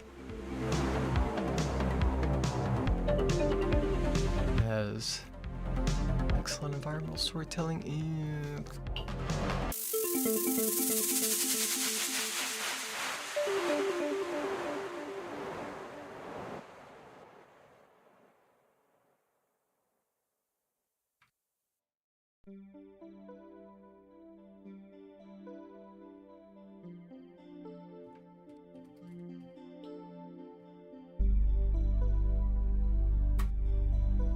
Case in point, in X1 it's evident that Flame Mammoth's stage is some sort of crushing or junkyard facility, and one of the enemies being crushed is this water serpent Reploid you fight as a mini-boss in the Launch Octopus stage.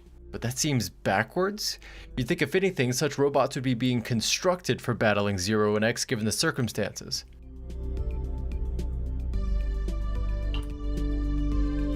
Rather than being demolished.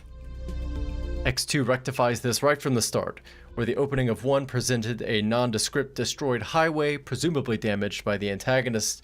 2 starts with a narrative backstory about the first level, and then dumps you straight into a Reploid factory. You can actually see the first boss you fight being constructed in the background layers of the area.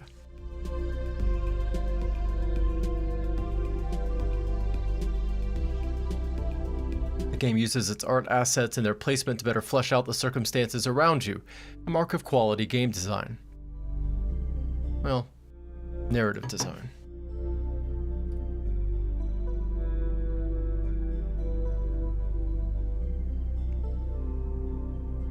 This sort of strict improvement over the original is the most common theme of X2.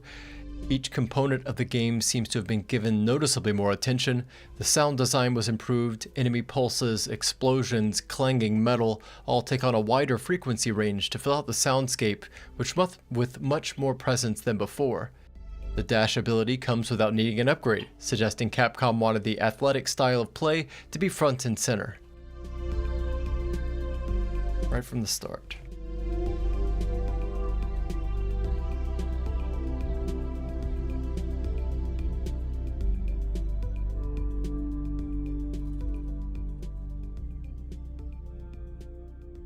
Compared to X1 enemy movements, Compared to X1, enemy movements are more dynamic and compel you to move through the battle space faster. Level designs are thicker and more layered.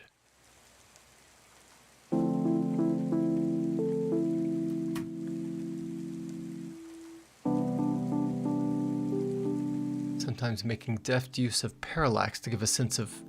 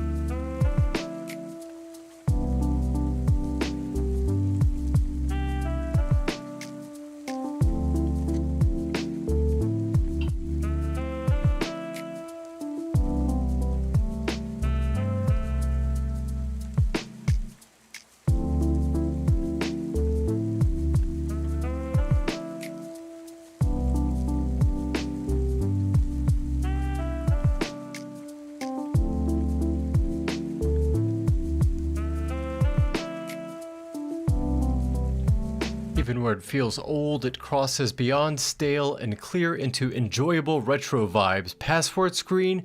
God damn, that shit is classic. And that's to say nothing of the aforementioned MSU-1 music enhancements. Dear Lord, the music. Google would probably drone strike my house if I told you how to acquire and set up MSU-1 on your definitely real Super Nintendo, but it's not difficult, certainly not as difficult as developing and deploying unguided munitions to strike the homes of innocents, so if you're curious, I highly recommend situating it for yourself. It elevates the AV experience of the X series in ways that border on impressionism, helping the soundscape to sound less like Mega Man and closer to what us snot-nosed 90s kids felt it sounded like sitting on a carpeted floor, homework halfway done, cold pizza on a greasy plate when we first played those games all those years ago. Chef's Kiss. Also, the names in the credits list of Mega Man X are fucking bananas.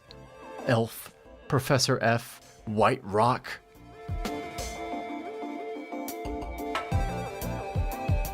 Seeing those credits might have been the best part of playing it, frankly.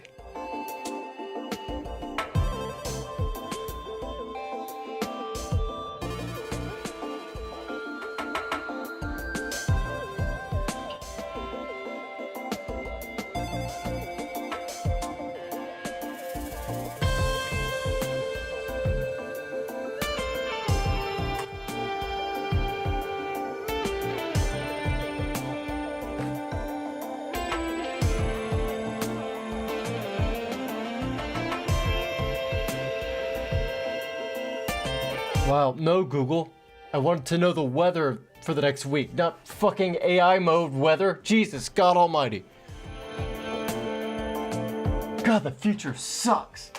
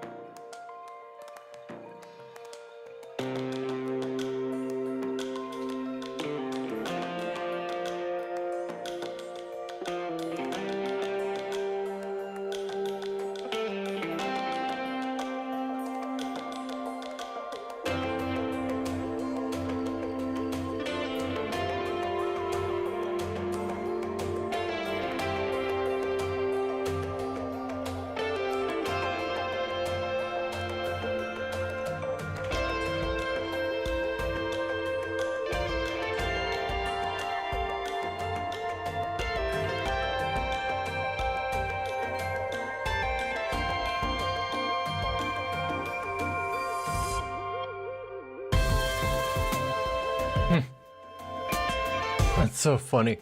One of my Terraria streams, a gentleman that joins me quite often said bazongas, and Google felt the need to filter that out of the live chat, and you could only see it if you showed all messages rather than just top. And similarly, if I go to top chat, I don't see the blaster, I hardly know her message.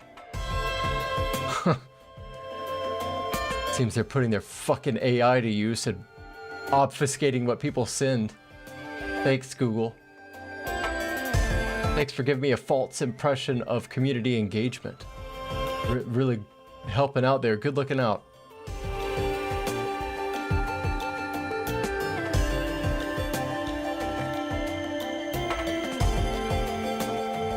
Let's see if I got anything else installed worth playing. This script seems about done.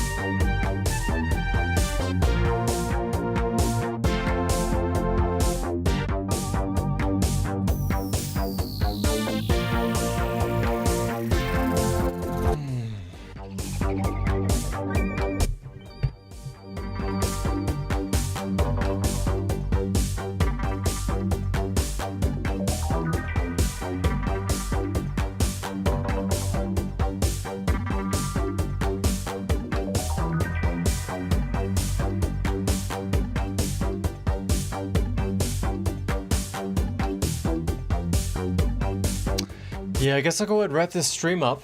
The script seems good enough to maybe make a final pass and then start recording it, which I probably won't do on live stream because I don't know how well that would work. But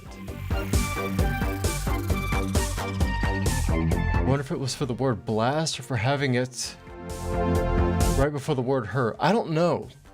You know, I have a lot of questions that I'm sure many of us do that will forever go unanswered on exactly how YouTube deploys AI on their platform, but I assume it has to be the particular phrasing of blast right near her. They've probably got some kind of heuristic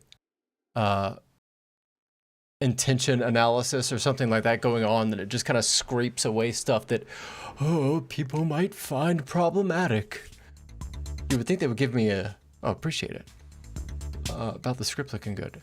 You'd think they would give me an option to not do that, but they don't. I even have to like change it on my end, just like a regular user. It won't let me make it permanent, which is trash. I've even turned off moderation activity, but nothing. Wait, what's this? Community moderation? How does that work?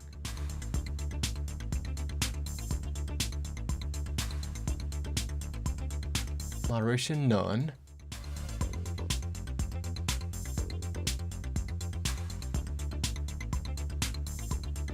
Yeah. None. I don't know.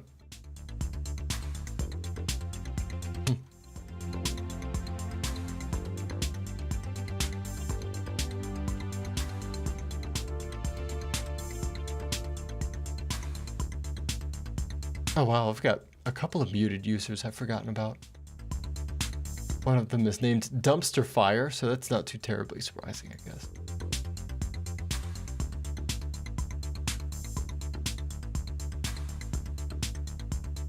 Oh, actually, while I'm here, let me, there seems to be a place I can put the Discord link.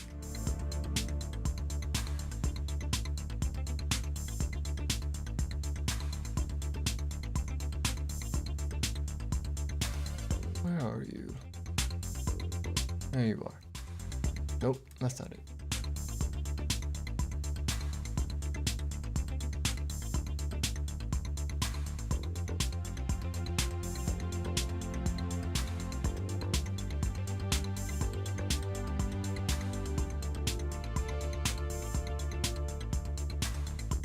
Welcome messages can't include links? My God, YouTube. What do you want from me? Oh, I know what you want from me. You want me to build community, but on your platform, and God forbid I take it elsewhere where they provide functionality that you don't, huh? Jesus. Lord save us. That would be unconscionable. Okay.